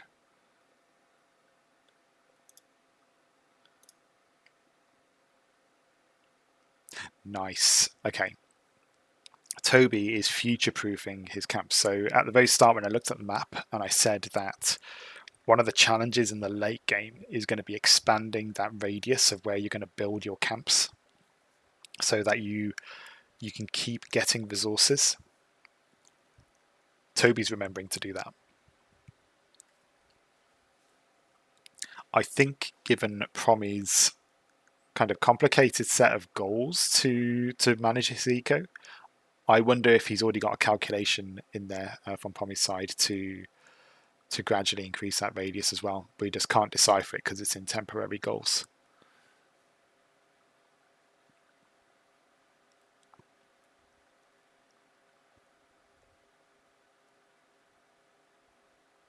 He's going feudal. Got Castle Age there for Tobi. Going from 3 docks now. I mean, look at the food production. I thought food was going to be an issue, but it really isn't. And it looks like he is going to give the king some problems. Going back over to Promi.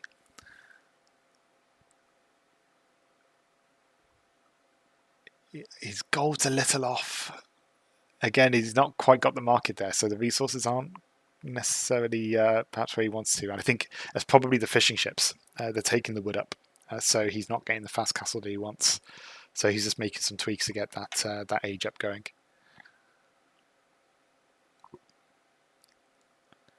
Give him a warning coming up to 10 minutes shortly.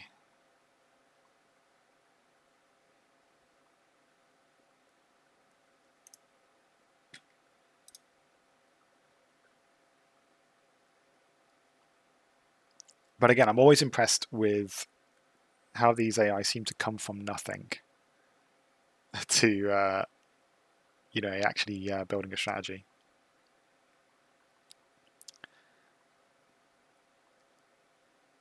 Okay, so Tobi's just adding some conditions in there now to be more selective of when he's training stuff. But he's beat it. There we go. I thought he's building in 4 docks. That is ridiculous. Though, let's say the king isn't trying to build in the docks. So I think Promi's going to give him a bit more trouble than that. But that looked like Mercenary was going to beat the king. So Tobi's beating his own AI. Granted, it only uses old commands, so it's not a million miles away to think that's realistic. But yeah, in less than 2 hours, he's got an AI that can beat that. Promi just needs to get his feudal age eco sorted. He's just yeah, these are definite. They've got to be villager amounts. They've got to be distribution. So I think he's trying to get it right so that as he's aging up to feudal, he's got the right number of villagers on the right resources. I think that's probably it.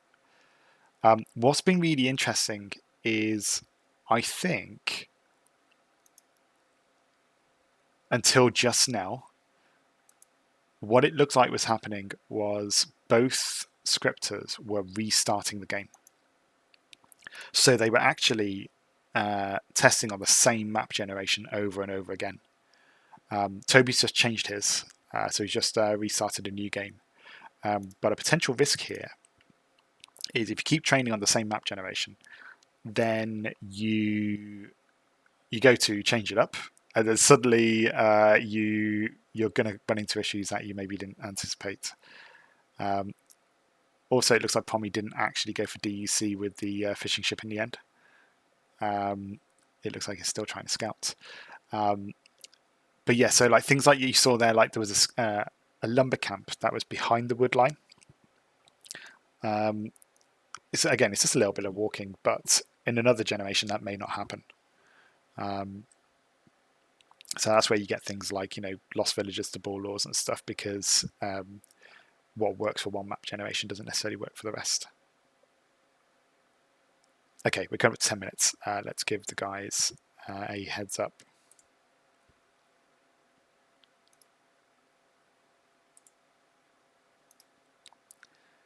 Hey folks, I'm just about to briefly unmute you.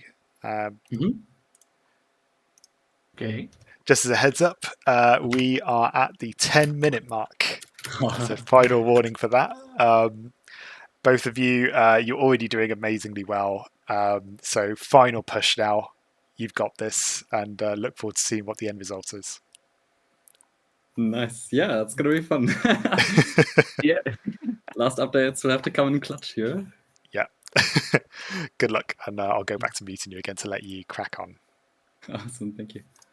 Thank you.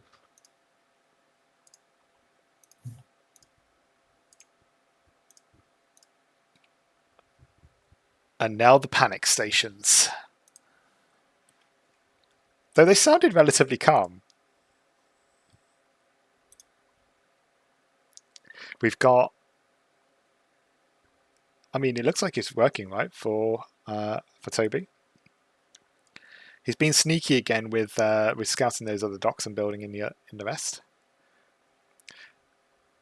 What I'm going to find interesting is Tobi's going to maybe have issues later with... He'll get the initial resources early, and it looks like he's gaining them for the elephants, which is great.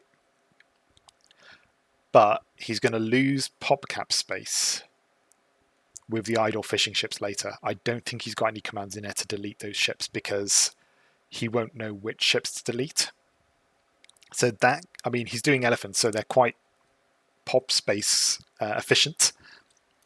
But that's potentially a weakness in Tobi's AI at the moment, is if the game goes on too long and Promi's given the space to boom, Promi, I think, is going to absolutely make the most of his population. He's going to delete fishing ships, he's going to delete villagers, and here we go. You can see he is building castles towards the front. Oh, that is terrifying. And this is the the 100 single person attack group in action. You can see like they're all going at the same time, but they're like a swarm of ants. They're not standing together as a block. And if he were to get counterattacked, he wouldn't kind of just trickle them through one by one. They would then go back to being held. So that was really cool to see. Those are Castle Age units. He's not at imp yet. You've got less than 10 minutes to go. He's got battering rams, and he's also tested to see if they can deal with walls, which is great.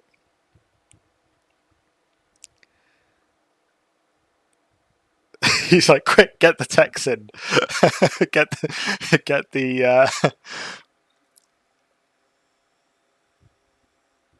get the research in. That's amazing. What's Tobi doing in the meantime? We've got...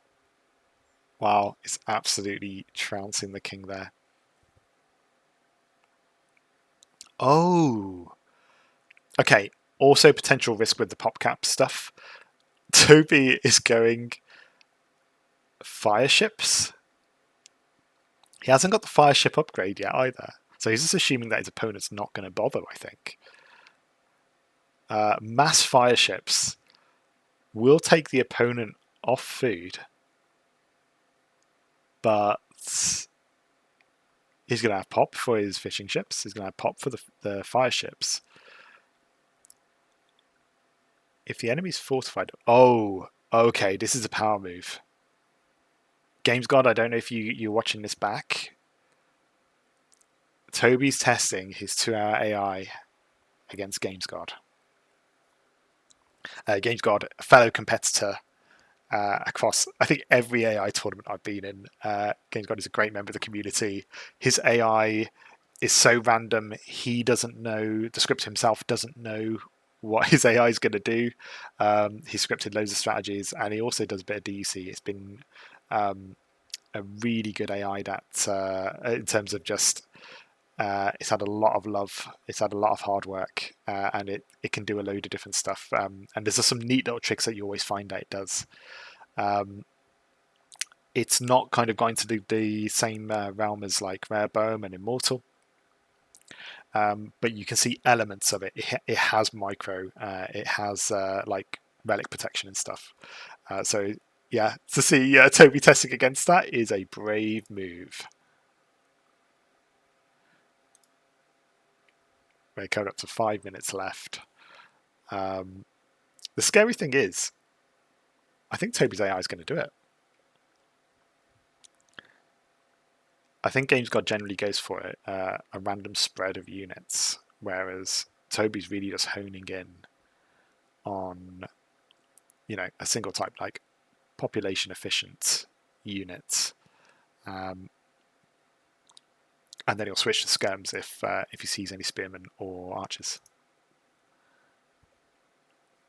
Promi's getting to replace all in there. That's really dangerous at this time. A bad replace all could just you'll be having errors for days.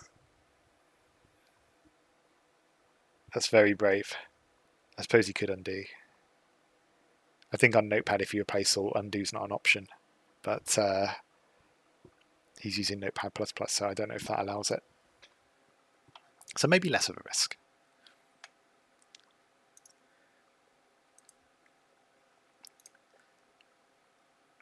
I'm intrigued now. Is he going to beat GamesGod in that test? Is he going to have time to beat GamesGod in the test?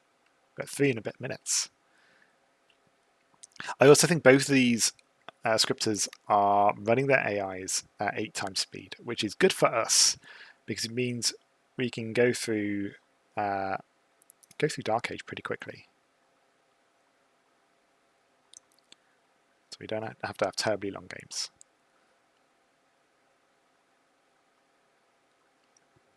And you can see the counter is working here as well. You can see that the Mercenary is training skirms.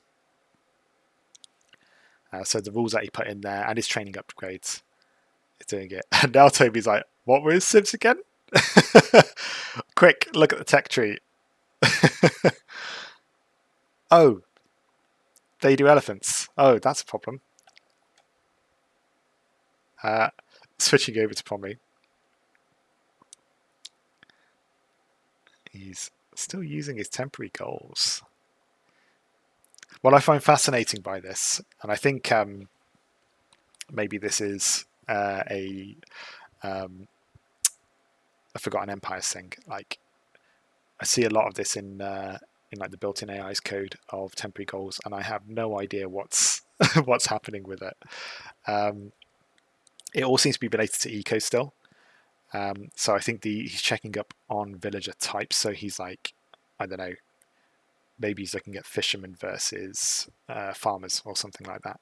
But he's looking at villager types, I think, and editing them.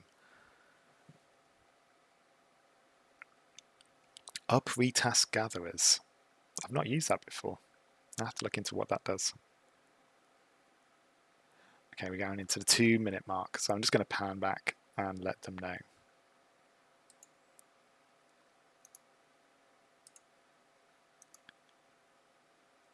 Hello, I've undeafened you, but you're still muted. I'm going to keep you muted on this bit, but you have 2 minutes remaining. So if you can just make sure by the end of this next couple of minutes that you've got your AI saved and that you got it ready to submit in the group chat. Thank you.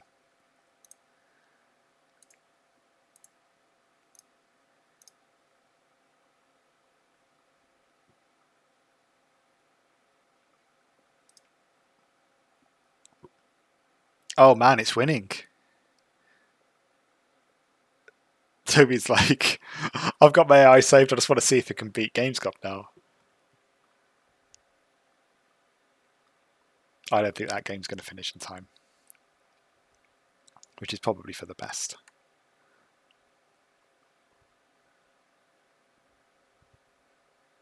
Yeah, I think we're going to see a lot of that. I think we're going to see a lot of cheeky docks being taken down.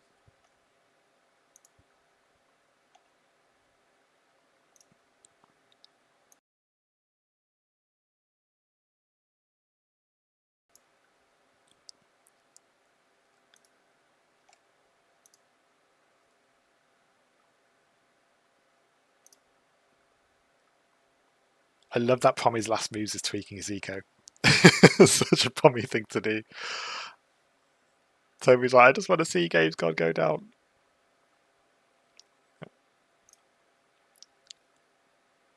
I don't know if Promi ever got to Imp.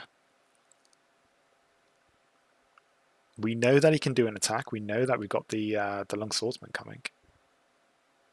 Okay, we've got time's up. Okay, so let's get them off.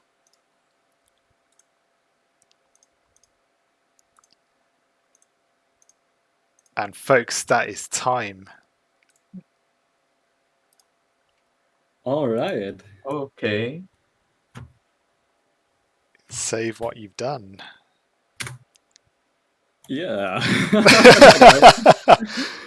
I hope I didn't introduce any bugs in the end. If you've got anything that's like a particular, bug, we can just work through to amend it. We're not going to just be like, oh no, there's a bug. It doesn't play. Yeah. That'd be tragic. I have to say, probably, I was quite worried when I saw the replace all up. Oh yeah. It's like that could go, that could introduce quite a few if it goes wrong. Yeah. Brilliant. Folks, that was your first script off. 2 hours. That was definitely hard mode. Yeah. How do you find it? Toby, you first. Uh, it was really fun. And I also think that 2 hours is about the right time because I was actually running out of ideas. I thought 3 hours wasn't enough. So, Yeah. how Well, about? if you try the UC, I guess that, Oh yeah, that could happen. that'll be it, won't it? How about you, Poppy? Yeah, I don't know, like 2 hours just feels so short. Like I took more than half just for the Dark Age, and it's still, of course, far from perfect. But yeah, it's just I barely had time to test, but maybe because I tested too much Dark Age in the beginning. But it seemed to somewhat do the job at least once, even if it was still like completely imbalanced. But yeah, let's see. I hope my last changes did something positive. From what I saw, at the very least, you both had working AIs at the end of it, and it did stuff. They were capable of winning games. So in Yeah. 2 hours, that's already an awesome achievement. I'm really intrigued to see how you react to seeing each other's AIs. But for the moment, you've just done 2 hours on the trot. So I'm going to have a look at your AIs. So feel free to take a 10-minute break while I get set up with the games. Oh yeah. Get yourself a Perfect. drink, bathroom break, all of that. I'll mute you in. Actually, no. If you mute and deafen yourselves and just come back when you're ready, then yeah, I'll just go clicking stuff away in the meantime. Yeah, perfect. Just gonna say, yeah, I'm gonna take that opportunity, and just want to say though, I will definitely also watch the VOD. I'm super hyped for that, and I think in general the VODs of the script offs are super cool for every single scripter and even other person. So I think that's gonna be really valuable. And yeah, just thank you so much for doing it. Like it's a lot of fun, and I'm sure I will have just as much fun watching what Toby did in the VOD and also in a moment the games. Oh, thank you. I think it's interesting. Even all the 4 scripters today, just seeing the way you script, Yeah. it's totally different, Yeah. which is fascinating. And I hope that whether not necessarily me running it, but if there are other people who want to run script offs, just to see the people in their community and just the way that they think about problems, it's just really interesting. But yeah, have your break, and I'll yeah, we can chat as the games go on. Okay, I'll be back later. No problem. And on the stream, by the way, I'm just going to mute myself and take the screen share off for a moment, just while I go checking the AIs and getting the game set up. So give me just 5 minutes while I do that.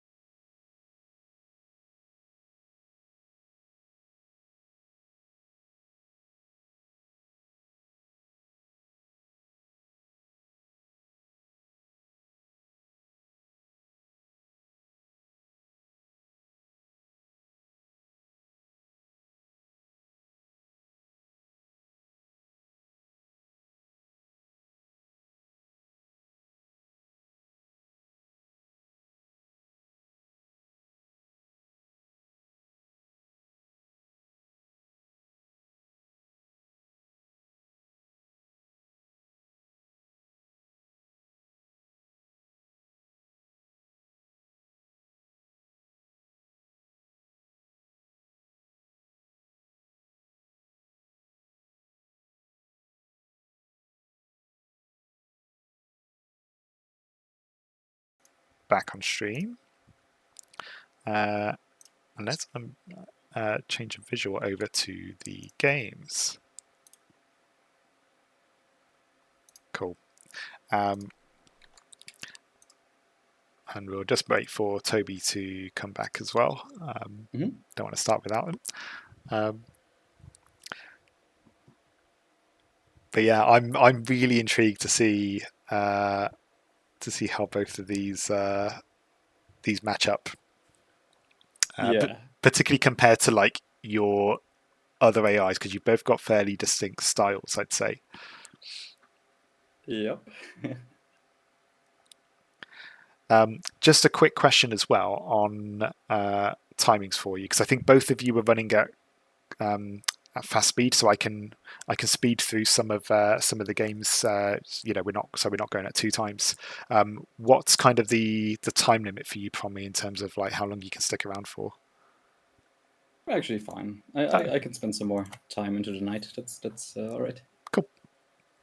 I'll check that with Toby as well, because he'll be. I don't know what time of day it is in Argentina at the moment, but it's I imagine it'll be quite different. Yeah, it should be pretty. It should be earlier. Yeah. Whoa. Okay, I checked his stream just to see if he's available or not, and I saw way too much. Jesus. Okay, but yeah, not gonna spoil anything for anyone who hasn't seen it yet. Interesting. Oh, check the stream. As in. Yeah, I didn't want to spoil myself. I accidentally did it. I just want to see if he's active or if he's away from. Oh, I see. I think he's just away at the moment. That's all good. Yeah. Yeah. In hindsight, though, yeah, not sure if I should have spent as much time in the Dark Age. I guess could have just set like some strategic numbers for the gather representatives, which somewhat work, and just be done with it. It was interesting. I think from what I was seeing with it, you am I right in thinking you were using goals to count the villager roles, so you were separating your food? Is that a right interpretation of what you were doing? Yeah, a little bit. I also had some more plans for what I wanted to use these goals for, also even for fishing ships. But yeah, it was just too short. Yeah, I think I just wanted to do some calculations with those. Yeah, fair enough. And it's one of those things as well. Like it's, I noticed you change gear. There's a certain point, and you were like, "Okay, I need to stop on eco now." Yeah, exactly. But I think almost like I think that's kind of the fun of script off as well. In that, like when you put a time limit to that, you can't perfect everything, and there is that point you have to go. All right, it'll do. Let's see. Yep, that's true. But yeah, while he's still gone, I mean, for me, it's just funny because even for Naga, obviously, like even if I have so much time again in the future, like let's say I would, it would still take me a long time until I get to, let's say, military unit micro. Yeah. I mean, like the individual one, because I don't know, it's just not as interesting to me as just doing some decision making and also some economy pieces. But yeah, there's just more interesting things for me. I'm gradually warming to that. I think I found, so I think almost like, I don't know, a year ago, if you asked me, like I'd be like, no, eco's boring. I just want to do the unit micro. But I think since doing the Prince of Arena stuff and like really just focusing on like how do you do a fast imp, how do you do a fast castle, like you have to get those, like there's a lot more strategy in what you decide to do with that eco and what upgrades do you choose to get and not get. So I'm definitely finding a love for that. So I can see how it's almost like a future planning thing, isn't it? That's quite fun. Yeah, and also just knowing like it pretty much helps everything else in your AI too. Like it doesn't just mean like maximizing the economy, but like maximizing with how much you want to invest in the economy. So like even for like a push or something, like if you do some if you do some more optimization on the economy of that, it will also make the push stronger, for example. It just helps the entire AI. That's why Naga appears quite solid, and also in many situations. I mean, not all, but also the late game is usually just appearing decent because it builds up on a strong economy. So it automatically has like a better position than an AI which doesn't do it as much. And like almost I suppose my introduction to your scripting was looking back through YouTube videos of the AISC tournaments where you were like, doing tournaments on you're doing map drafts and Fen Crazy. Oh, they are fun. So when you're doing that kind of thing, you're you have to have one eco this kind of script isn't going to work. You're going to have things that adapt, right? So yeah. Exactly. Like Promi actually won Fen Crazy once against Barbarian as well. And that's just because for me, like one of the initial goals when I started with AI scripting was to make sure that the AI never gets stuck, no matter what circumstance it's in. Because Peterson, like the CD AI, sometimes did get stuck or didn't play certain maps, such as Nomad, for example. Yeah. And I just want to make sure that doesn't happen. So coincidentally, like I kind of like randomly won the Fan Crazy tournament just because Promi was in that situation more prepared for random situations and still adapt the economy and everything. That's also just fun for me. Like, it doesn't even have to be the strongest AI. I just want to I have specific goals in which are fun for me to fulfill. I'm just doing that mainly. And I imagine as well, like you're in that position as well of you, particularly like when you're working on the AI, that is a default one that everyone uses. That almost like becomes a priority of like, does it play on every map? Absolutely. And you don't want it to be the strongest, right? You want it to you want players to feel great. And also just in general, like if we just think about that really briefly, like what are the goals, right? If you're making a default AI, it's not about like spending, I don't know, let's say spending a few months to make the AI 5 until 10% stronger on the hardest difficulty level, like extreme, I mean, actually. Like that doesn't, like what does it really do, right? Like it just affects very few players and it mainly affects, like, I mean, only the players in the first place who play against extreme difficulty level and don't just instantly switch to multiplayer full-time, basically. And even then, like, they're likely already having fun, and now they can even use the handicap system. Like, sure, it would be nice if the AI would be even stronger, but the time is likely much better spent on making the AI either appear more human-like or just also have more features or provide more fun for beginners and casual players. Like that's very important. And indeed, adaptability to all kinds of different maps is a big part of that, because a big part of a casual player base also just wants to like play really random maps. Like they don't just play Arabia all the time or something like that. So that's very important indeed.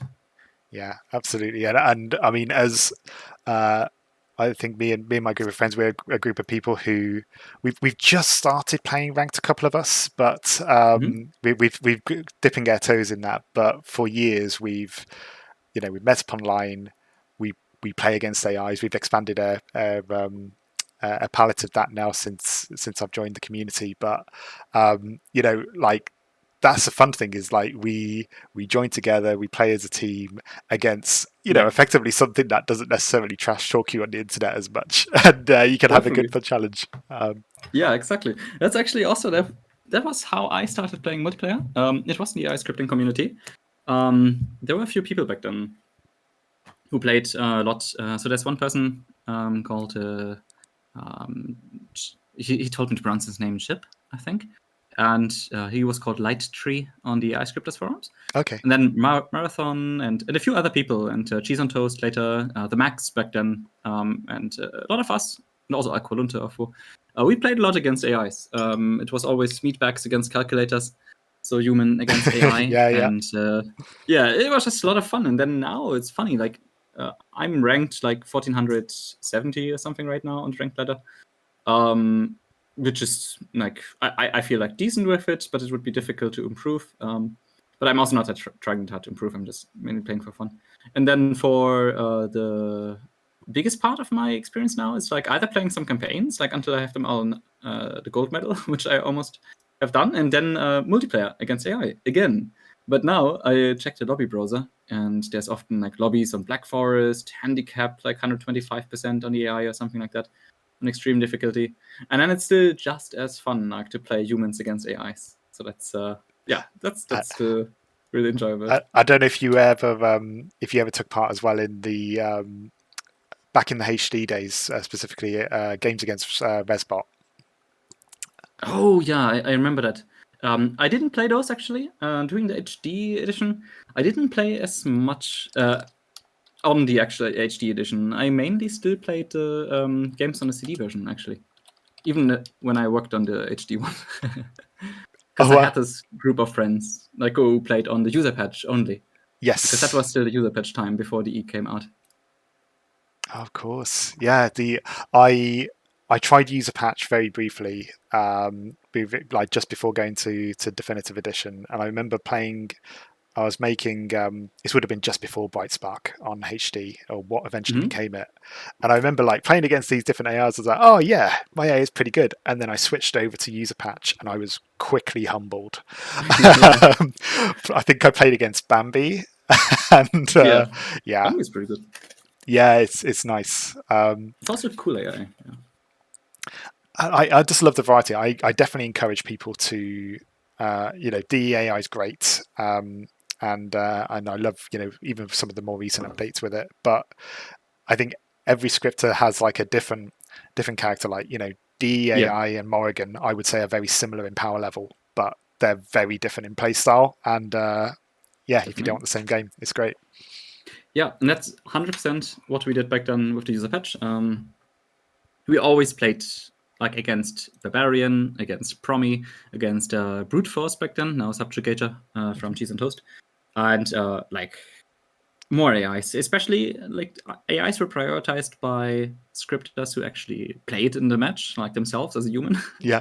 And anyone could join, and we tried to balance it based on the AIs which we picked. And then, we always had a wild mix of those. And then positions were somewhat random among the enemy team, right? So you didn't know like which AI would match up against who, and it was always good fun. I also liked the variety. I would also definitely advocate for it.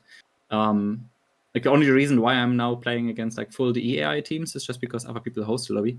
But there should be more of that again. It would be nice if there was more visibility. Next time, we should have a couple of games. I've had we've had I think Randy and a couple of others have joined us for a couple of games, which has been good fun. So yeah, some mixed AI games would be great. Hi Toby, you're back. How you doing? Yeah, fine. I just put the dinner in the oven. Okay, no problem. I was going to ask how are you doing for time, Toby? We can speed up some of the games, but I just want to check roughly like what time are you on before you have to dash. I'm fine for now. I may have to go for a while to finish cooking and then come back. Okay. In that case, can you both private message me your Civ picks? And if you want to, Toby, you can do it for all three games, assuming we get to 3 games, or you can wait and see. Don't mind. But yeah, if you private message me which Civ you've gone for, and then we'll get the game started. Okay. I'm pretty sure you already know the Civ pick. I didn't want to assume.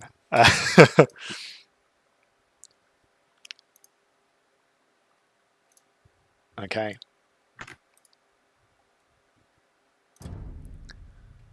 It's gonna be fun.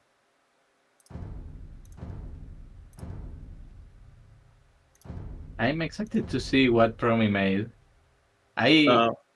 Not much.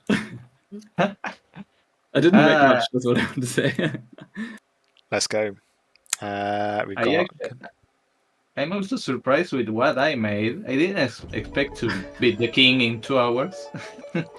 Yeah, I accidentally saw the end result of your scripting because I wanted to check if you were AFK, and I saw the end of your last game, and it was quite impressive. Oh yeah, and the last game was against GameSquad. Yeah, that makes it even more insane. But I don't want to spoil anything for any viewers here of how my AI is going to do against. I think it may be it'll be interesting anyway. I think because behaviors are quite different. Yeah. Okay, I just put this on 4 times speed just to move this along a bit because we all know what Dark Age looks like. Yeah. There's no DUC Dark Age, right? No. No time for that. Toby's like, no, please, no, no feudal rush into archers.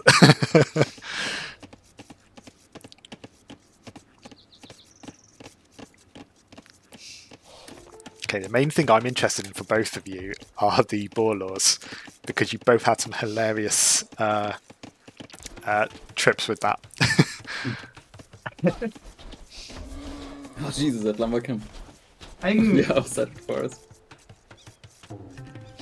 Okay, we got.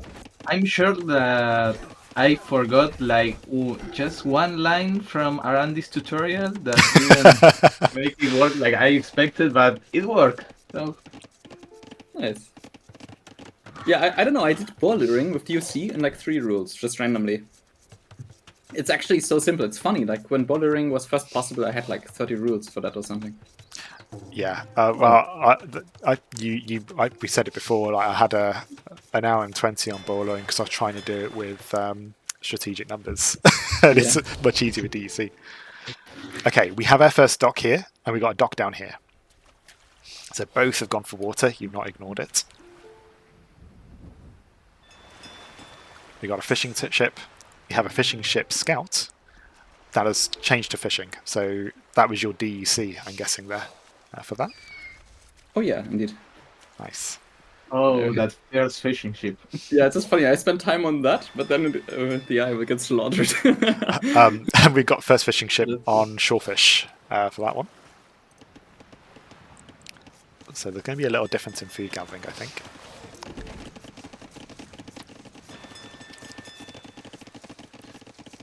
Promi's a little ahead with food there. I expect my Promise Dark Age to be cleaner than mine because I didn't spend too much time on Dark Age. I could have polished it a bit with 3 hours, but with 2 hours I felt like it wasn't a priority. Both of you are going to feud at a decent time though.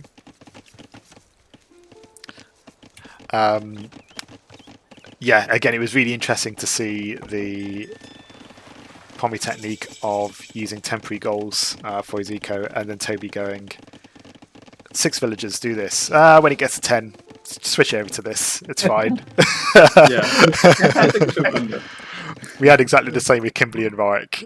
Rorik was like, villager 8's going to do this. And Kimberly's like, first 12 will be fine. Just do that. But it's just Okay. funny, like, you look at the resources, it almost looks like a fast castle. But that was not my intention at all. We've got So off. scouts being made by the Mercenary. It's gonna be rough.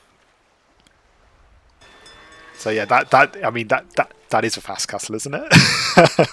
Yeah, it's gonna turn into one. Oh, the fishing ships are stealing all the wood, though.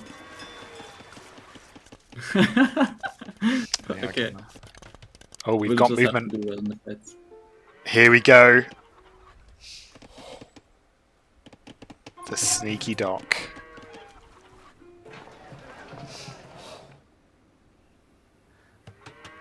So it may well be that Jelata's going to get to Castle Age first. We got a Those are building the coming buildings. here. Oh, scouts coming in.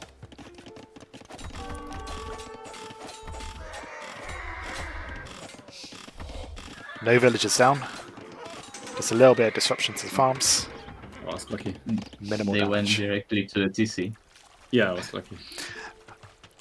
If we just distract him with scouts, no one will notice the dock. It's fine.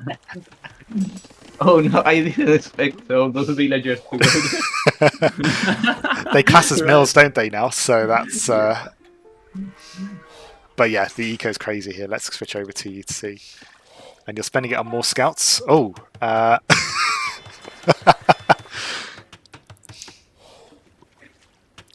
Toby, how did you get the docks forward? Was it, did you increase your town size for that then?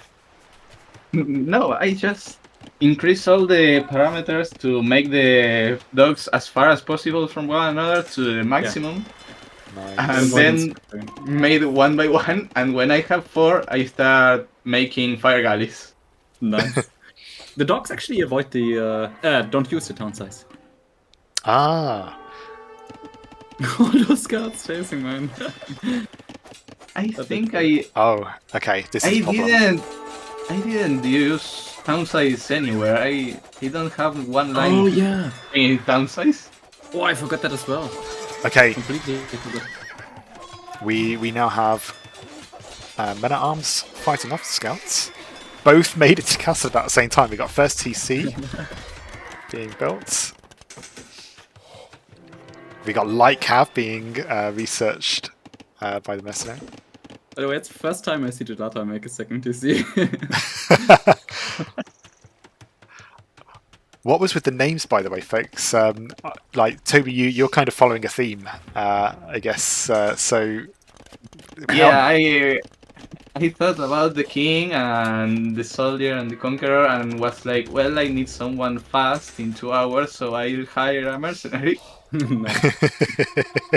nice. Where did Yeah. Jelata come from? I actually saw the mercenary as his name. That inspired me for mine. Jelata in Indonesian means peasant or commoner. Ah, Oh. nice. I actually Yeah. made an AI made the peasant, but I haven't released it yet. Yeah, because I figured it wouldn't be very good if I just have 2 hours and then like the peasant just kind of. Okay, we have elephants and fireship. The fireships are coming out, but most of this dock has been eaten up. There's a few fish left about. But Jelata's lucky though that the fire galleys were made in all the ponds, but not his yet. You're right. We had 3 fire galleys instead of 4. That's one of them. Is in the Oh, and correct we've got the list. ballista elephants coming as well. Oh man. Oh yeah, at one point I said, well, I can't get the scorpions to train correctly. I just go ballista elephant. And here we go, the defense. We got battering rams being made. I don't imagine battering rams will attack the ballista elephants, but I think, do they get a bonus against it? I think they get bonus against armored elephants.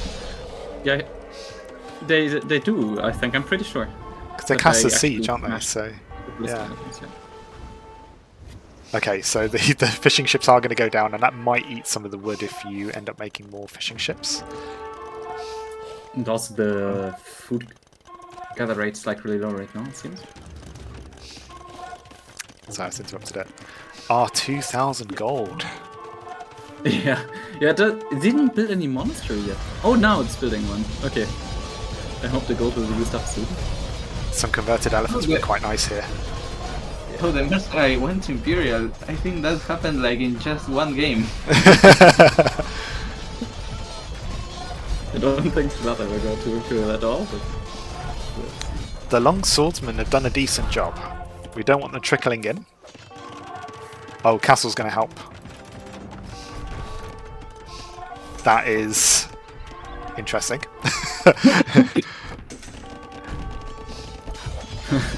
I was thinking with this game, oh, that's really nice with the battering rams. Such a threat to scorpions. Yeah, I was thinking with this map, one of the potential obstacles I saw was how spread out the forests are, and how scarce they are. That if you'd forgotten to increase your camp size, that might be an issue later on. Your camp distance, sorry. Yeah, I noticed that like at the last half hour and started making more campsites. The ballista elephants are being ignored. The scorpions aren't going down. Oh, this is getting quite clear. That's a lot of monks.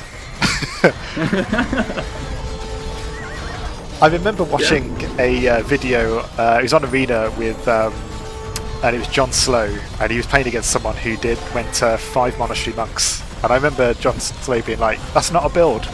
It turns out it is. It's wow. Yeah, so actually, The Rams. yeah, actually, it's turned out really well. But the monks were just because Burmese and Slavs, like they're both monk bonuses. Like Burmese have the super cheap tax, and the Slavs have like 20% faster moving monks. And I just thought, yeah, let's just do it. Like long swordsman monks, let's just go for it. Yeah, Now I smart. feel really good about remembering to add a rule that says if you have a lot of food, just make like up.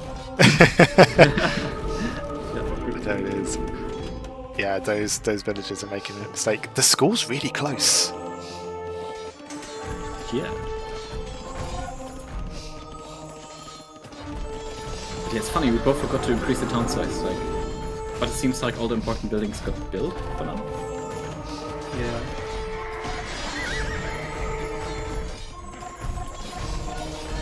I never really tested late game, so this is interesting to see. But yeah, I guess I will stay castle age. I did see you were testing against walls. Which I think Warwick would have wished he'd have done in the last game. Oh.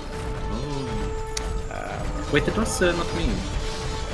Tobi tested against walls then, I guess. I think you did you go against CD AI. Oh yeah. I forgot actually to include the wall targeting mod. That was one of the first things I included. Okay. Yeah, I saw the one recording where the gate opened on the F. The gems walked in. Oh, I have scorpions now. But they were all converted. I'm just poop. Redemption for the win. Monks are doing a really good job. Yeah, this was super lucky. Like, I mean, that you went for elephants. Oh, we got the Trebs monks- coming out. Yeah.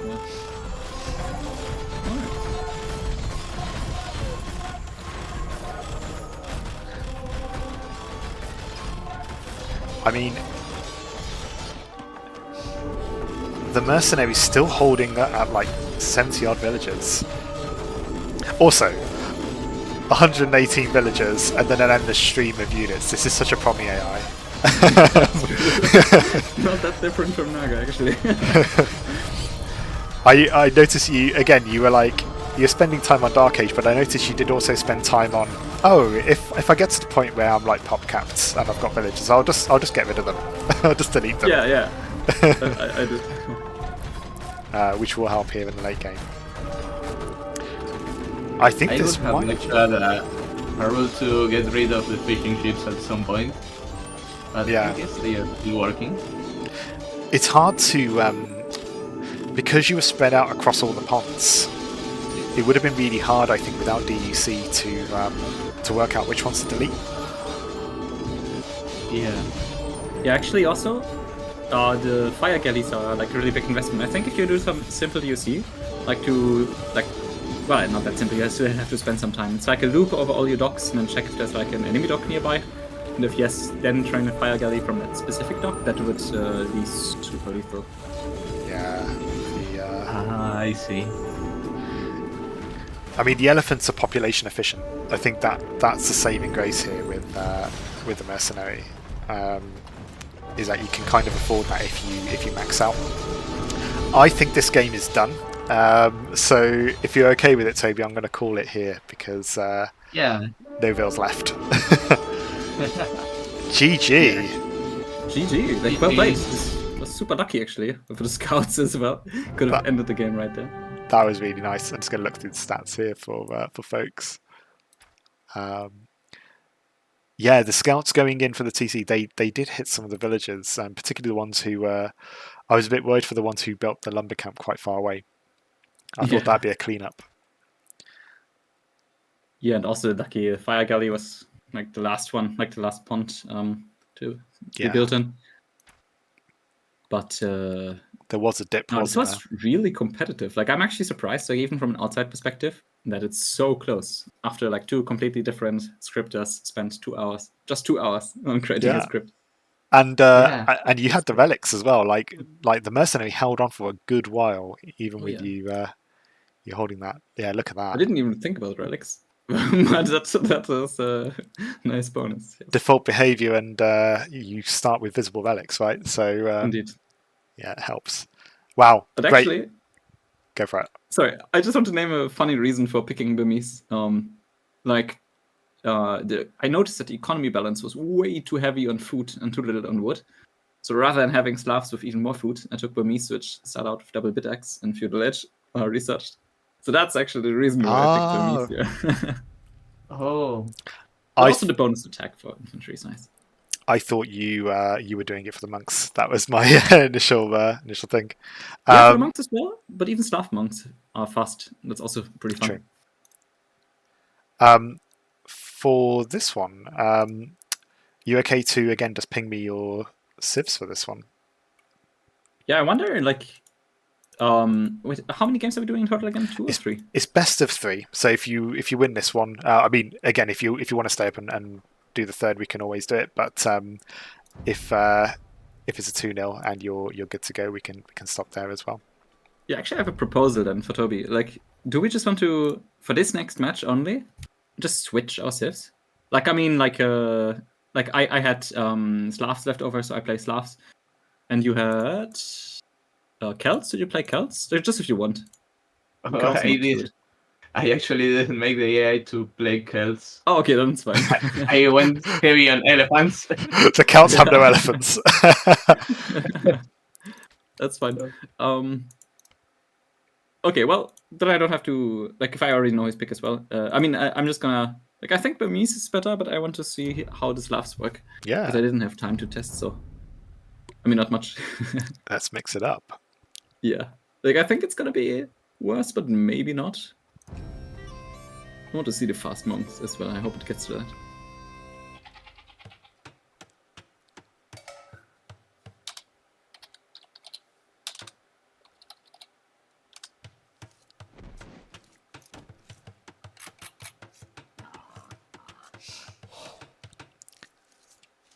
Let's speed it up a bit. Yeah, I'm so amazed though. Like, in 2 hours, like, we both got scripts. Like, who played as well. And also for Mercenary, like, it's really intricate. I mean, all the, like, taking the different pawns and even attacking the different pawns. And also using quite a good unit composition. Like, it's really detailed. Like, surprisingly detailed for just having 2 hours. It's nice. Thank you. There's a couple of layers as well. I've seen in the script and testing that didn't show up in that game that Tobi's added as well. So it'll be interesting to see if it shows up here. I'm not sure it will, but yeah, I think in terms of lines, I think Jelata was just over 500 lines, whereas the Mercenary was about 800. Oh yeah. Yeah, not all that fast. Yeah. Well, and again, it's efficiency, right? You were stacking your researchers, I think. Yeah, indeed. Like, I don't do it in Naga because it's not pretty. Like, it's funny. It doesn't really matter for researchers. But in this AI, I knew it doesn't matter. Like, for researchers, for buildings, you absolutely need to can build. But here, I didn't know that because I was commentating earlier. I was worried that you would have had your resources sectioned off because you didn't have a can research. So I didn't know that it's different for research. I suppose it's building placement queue, isn't it? So it pockets of resources. Indeed. So I think for units it's fine as well. So units and researchers, just buildings is the critical one. I'm learning a lot more for next script off now. I've learned a trick from Vorik about train site ready to use that to scale up your military buildings. Yeah. Good plan. Yeah. Ooh, we have an idle villager. Oh, wait. Oh, there. What? How'd that happen? Oh. You want to task it to the ground so it moves again, or? What's it doing? Oh no, it's already going. Yeah, weird. Like, I don't have any villager DLC besides the boar hunting thing. But yeah, whatever, it's moving again. Like 19 villagers on food or something. On berries, I mean. Yeah. Just funny to watch AIs. Like, the simple ones. Yeah, it's good that Mercenary is taking the deer. This is something Bambi does as well. Yeah, I Which helps thought the long that run. if I'm going to be going all bills on berries, I could as well take the deer. Yeah.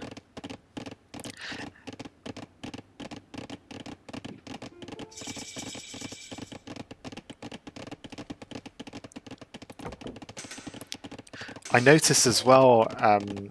I don't know if you did this, Promi, but Toby, I noticed you did have force dropping um, as part of your script. You were using up drop resource, right? Yeah, I wanted to make sure I had no idle TC, so I just said if less than 50 food, force drop the food. Yeah, nice. Yeah, for me it would have, like if we had another 10 minutes, I think I would have done it. At the very end in testing, I saw it, but I knew I don't really have time to worry about that anymore. So, yeah. Out of interest, I asked this to the others last game. Start with you, Toby. If you had, because the previous script have been 3 hours. If you had an extra hour, what would you have spent your time on? So, actually, Toby, you can go first, if you want. Okay, I think I would have polished Dark Age, so I could have better uptimes. Nice. And then maybe add some extra reactions, like archers for long swords and things like that. Yeah. Hand cannons would have been very useful. I don't know if Khmer has hand cannons. They don't have bombards. I don't know about hand cannoneers. And maybe I will have added a strategy for Celts. Yeah, for me it's... Oh, sorry, go ahead. They do have hand cannon, yes. They would have been very useful. But yeah, so for me, it's like this was like I barely got to spend time on the military, but this was actually supposed to have 2 stages. It was supposed to be like a big man-at-arms attack in Feudal Age, but it's just that Jelata doesn't gather enough wood to actually build the buildings for it until it already has enough resources for Castle Age. So that's a problem there.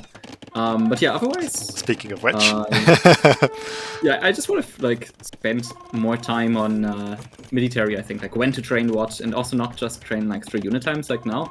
Rams, like longswordsmen, and monks. It's just something that I knew would somewhat do okay in all situations. But yeah, I would have thought a bit differently about the strategy section. Wow, the scouts are actually doing so well. Yeah, numbers are different here. TC is going to help. Do they have upgrades? Yeah, they have all the upgrades. Nice, yeah. They're doing well. That was quite a big attack. And with only 1 TC, this will also be quite impactful. I mean, it will take a long time for Jelata to train those again. I almost think TSA would have been quite deadly here because it would have prioritized the forward vills rather than the enemy base. Yeah, I didn't even think about it. I was like, attack now or attack groups? Yeah. I mean, but it's a lot quicker, isn't it? You use then in the end. What did Like you use, attack Toby? now? What? What did you use for your attacks? Attack now. Oh yeah, okay. Yeah, I used attack groups and I try to do like a larger minimum size, and once we detect combat, we reduce the size to 1, so that they would move in groups but like fight more intelligently. But I think that I haven't seen them grouped up yet. So something went wrong. Oh, I thought the attack earlier was in the first game was just loads of groups of 1. Yeah, it was supposed to be bigger groups, but something must have went wrong along the way.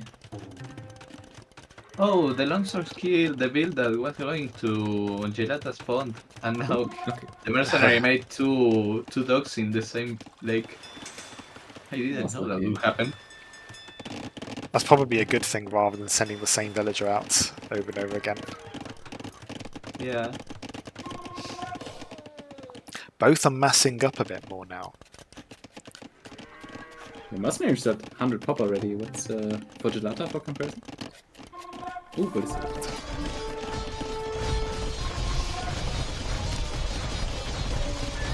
The longswords are way cheaper, of course, than the elephants. And also, the queue's busy, but it's fire ships. Oh, the fire tips. How many does it make? Does it have a cap for the fire ships? Yeah, it makes 8. Because Okay. I fear 2 per pond. Yeah. It might be making more than 8. That's weird. Oh, Maybe it's not including the total. yeah. Oh. So it's 7 and still like making as many at once as possible until it's at 8. So it can go like way over 10. Oh, he just needs to get in the range of the castle. Oh yeah. Oh, look at these. They are so lucky. Okay, so there we go. But yeah, back then, like before user patch features became more prominent and also DE, there was a lot of luck involved as well. Like you had some AIs just going for a fast castle drop, and it mattered so much whether the castle like randomly landed in the back of the base or in the front of the base. Yeah. And you couldn't control it yet.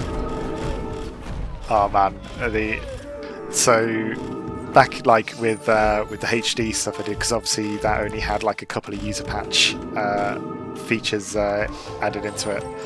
There's so many things that I tried to control and had no control over. Yeah. It was great. I know there's a load of scripters who kind of don't necessarily like DUC, but I just love it for the control. It's it's so nice to just be able to go, I want to build a building right here. That's true. Ah, we got the rams coming back.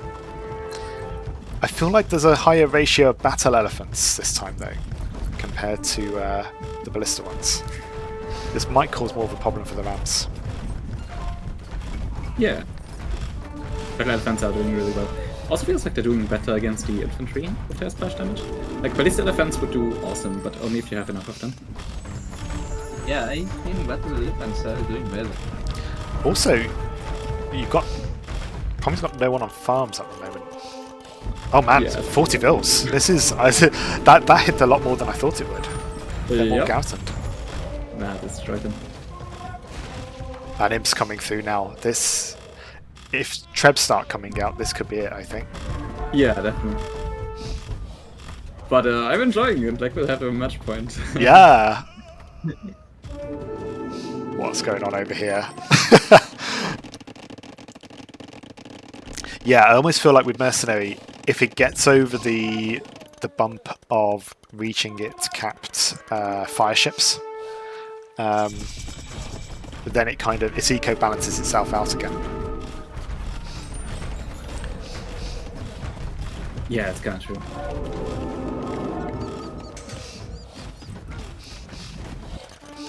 Still holding on at 40. I think this time around as well, do you have more than one TC? Because you built the second TC straight away, I think. Oh, that was the first game actually. This game I just built a siege workshop and something else. So it only has one TC. So you can also even speed it up a bit. I don't think it will get more than 40 villagers really, or like more than 50. Oh, not now. Hello, elephants.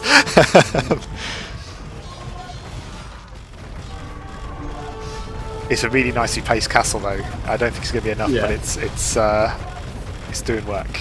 Yeah, that's the only building which I placed with a little bit more control. Yeah. Like actually using place control. Oh, I completely forgot to get fletching. Or something like that. Now the scorpions actually outranged the castle. With mere bonus, like the extra range, and then siege engineers. So 7+2 against 8 range. They had no time to worry about Not that it matters. Death by elephant. Okay, we have a 1-1. Actually, so many monasteries. Yeah. Cool. I'm going to call it here, I think, if that's all right, folks. That's a shredded base. Yes. Well played. Yeah, well played. It was really fun again. Now I'm curious about the final one. Again, it kind of what you were saying earlier. I think almost like there's some luck to come from it, right? About where things go and how attacks end up. Because you had in the first game, you had the scout leading all of the other scouts away, which might have that's true. bought Jelata time. Yep. Okay, let's go game 3. We know what Toby's going for.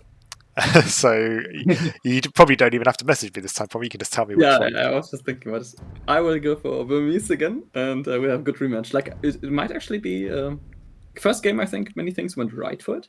So now this time it's going to be really interesting. Yeah. I just need one game where the scouts don't go for the TC first. Yeah. I think you have to go for lumber camp, like forward lumber camp or forward mining camp. It's going to be a slaughter. Especially because Mercenary waits long enough until it has a lot. So they're really able to do some damage. It's elephants as well, like until you get to... Because you're not going pikes either, so unless you're at late Castle Age, you've got enough of a mass. There's not really much that can touch elephants. Yeah.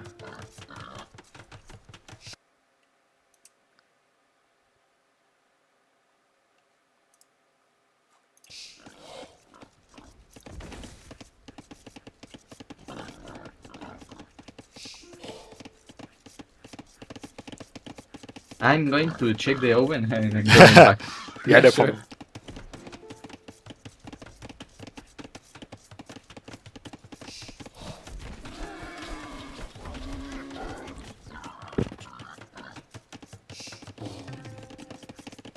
Actually, I had some ideas for this. If I would have gotten Mesosif. Yeah, I could even just spoil it here. We might have another script off, but who knows if I'm still gonna do it anyway. So, do you know the AI Age of Stonewalls? Oh, the name rings a bell, but I don't think I've seen it in action. I think it was in DC7. At some point. Cool. Yeah, it's a really old AI. It's I don't think it has any user patch features, but it went for like a boom with like archers and crossbows. Like actually, so I think it was fast castle, and like while going up to castle and then henceforth it trained archers and then like upgraded crossbows. But boomed and with 3 TCs, but still did a like relatively quick uptime, and then just went mass elite eagle warriors. And for some AIs, they would just train skirmishers against the archers or something, and they get completely overrun by the eagles. That was just pretty fun. Like even if doing it in a script off where the other AI doesn't react, it's still like just pretty fun to do. I think like a archer defense sort of. Yeah. And then eagles. I think because I find I think Immortal kind of goes for that 2-step process a lot as well, like that, because a lot of AIs are going to see archers, they're going to go skirms, and then Naga too. Yeah, it's the mind games. So that's really nice. I think one of my favorite games I remember watching actually was Naga versus DE for the arena tournament. Like not the one just gone, of course, the one before. I think it was like the first game, and it was like Mayans versus Aztecs, or a Mayan mirror match. It was Mayan mirror against DEAI, right? Yeah, and it was like plumed archers Yes. against eagles, and somehow the plumed archers made it through. Yeah, that was so close. And yet, it was though because like the eagles like didn't all get in through the wall, like through the gates, and there were 2 castles right next to each other. It was like choke points. Yeah. And I think it was that classic thing as well. Like I think in a lot of Naga's games, like she just held long enough to kind of just almost absorb the pressure, and then just once you'd hit like fill cap, just go mass army and non-stop. Yeah. Indeed. So how are we looking here? We've got the scouts coming around. How long is that scout going to last? Oh, I think it's lower this time because the mercenary forgot one more until feuded. Yeah. Where are they going? oh, that's a Vil down. Oh. He had fought for some reason. 2 Vils down. Although, in the words of Kimberly, it's just a Vil. It's fine.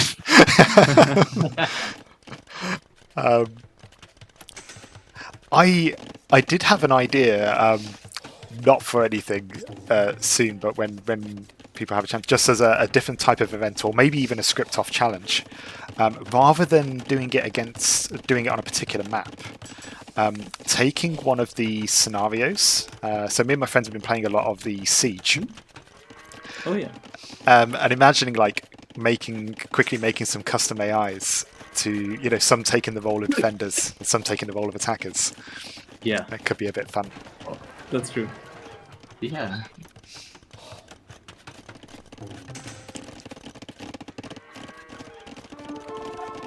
Wait, what? Oh, never mind. I feel like I should be playing the Benny Hill music. I don't know this. I'm actually surprised it's still alive from before. Oh yeah, it died. Okay. Died now, but all the scouts are in the back, so they're less likely to be pulled out through defense. Yeah. Let's switch And over. Rorik also saying, like, making ice for co-op campaign scenarios would be fun. Absolutely. You sometimes played some co-op missions with Naga as your second player. You can also extract the single player scenarios and just adapt it for our challenges. That's really nice. I did once adapt a version of Bright Spark for the Spirit of the Law, did a Romans versus Barbarians one, which is a bit similar to the Siege one. It was five Barbarians versus two Romans. That was good fun to do. Nice.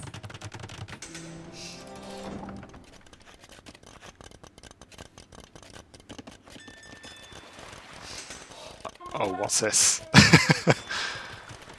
I think the mercenary denied a TC with the scout. I did pay Potential. attention. That's a great. Oh, there's a TC at the back.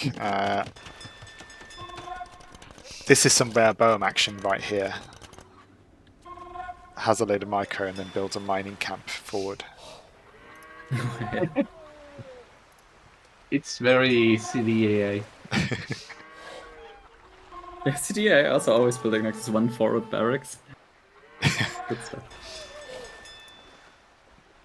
That forward barracks was a pain for Kimberly's AI with her testing. It was she was building walls and the forward barracks was getting in the way of it. Oh yeah, and then like some random swordsman trained from there would probably attack the builders. Yeah. That's annoying.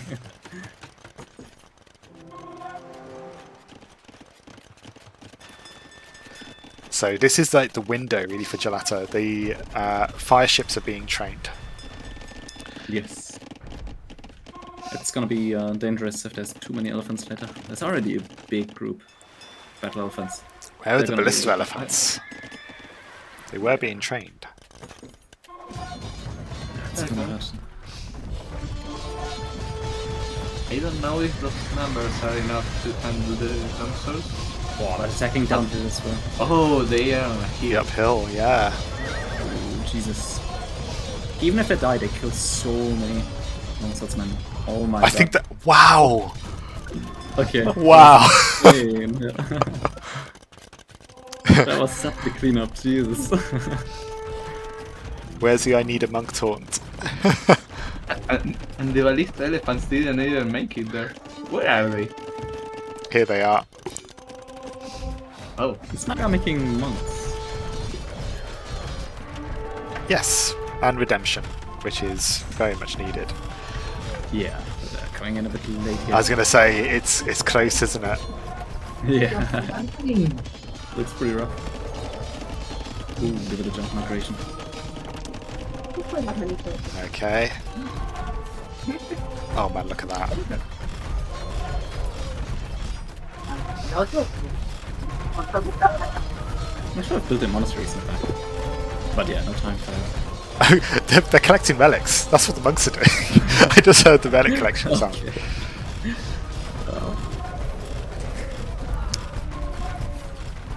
Finish the relic. It needs. Oh no, they keep getting interrupted. You've got redemption though, so yeah, there we go. We're starting to see the conversions. The rams are coming out as well, which will at least buy you time.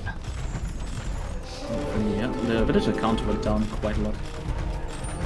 How are we looking on the other side? Oh, we got Imp coming as well.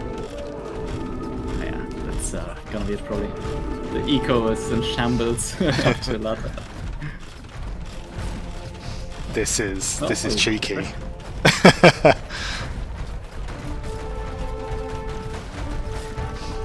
I think the forward lakes, the forward docks, made a huge difference. Yeah, without the extra docks actually, and well, actually for the fishing it's good, but just less fire galleys. And then all the fish already. Yeah. Because then even Yeah.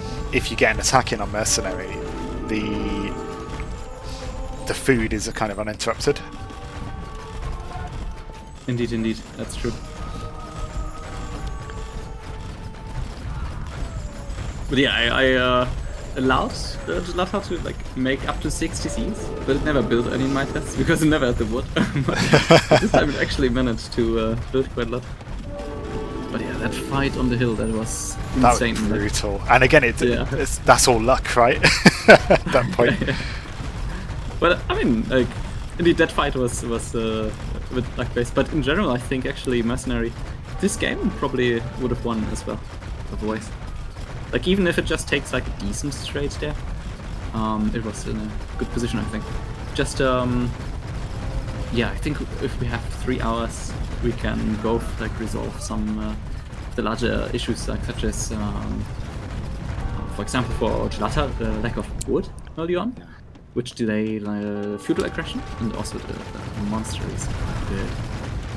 And for Mercenary, also like with the fire galleys and some other things. But it's clear that, like, I mean, expected that with just 2 hours of time there would be lots to optimize. I mean, though, like you say, though, just with like a couple of changes, these are solid AIs. Like, yeah, you could. I could totally see these. You know, if Arandi did like a Prince of Four Lakes, I could definitely see these being at the upper end of a Duke bracket. Yeah, that would be fun to see. But yeah, and there we have it. GG. 0 vills left. GG, yep. Well played. Another 2-1 though. That's nice to see. Yeah, exactly. Oh, finally heavy scorpions.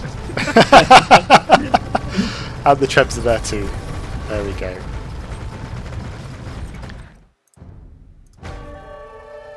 Yeah, no, it went much better than expected, I think, for both of us. Like, I didn't think we would get that far in 2 hours. I was a Yeah. little scared about an hour and 20 in when I saw you still tinkering up with Dark Age. I was like, he's going to have no military. But no, it was there. You pulled it out the bag. Amazing. Folks, thank you so much for taking the time out and joining me. That was really fun to watch, and I hope you had fun doing it. Yeah, absolutely. Thank you so much for doing it. And like I said before, I will actually watch the VOD, and I'm really looking forward to also hearing your commentary on it. Thanks. You'll see my wrong guesses on some of the things you were doing. I have some fun watching the void. Ah, brilliant. Oh, well done both. You should be really proud of putting all that together in 2 hours. That's I hope you rest well, feeling pleased with yourselves. Thank you. Thank you.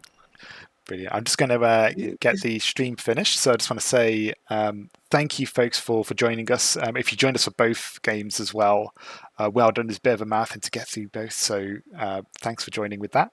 And hopefully we'll see you again with more script offs sometime after the summer. Cheers. Yeah, I'm looking forward to them.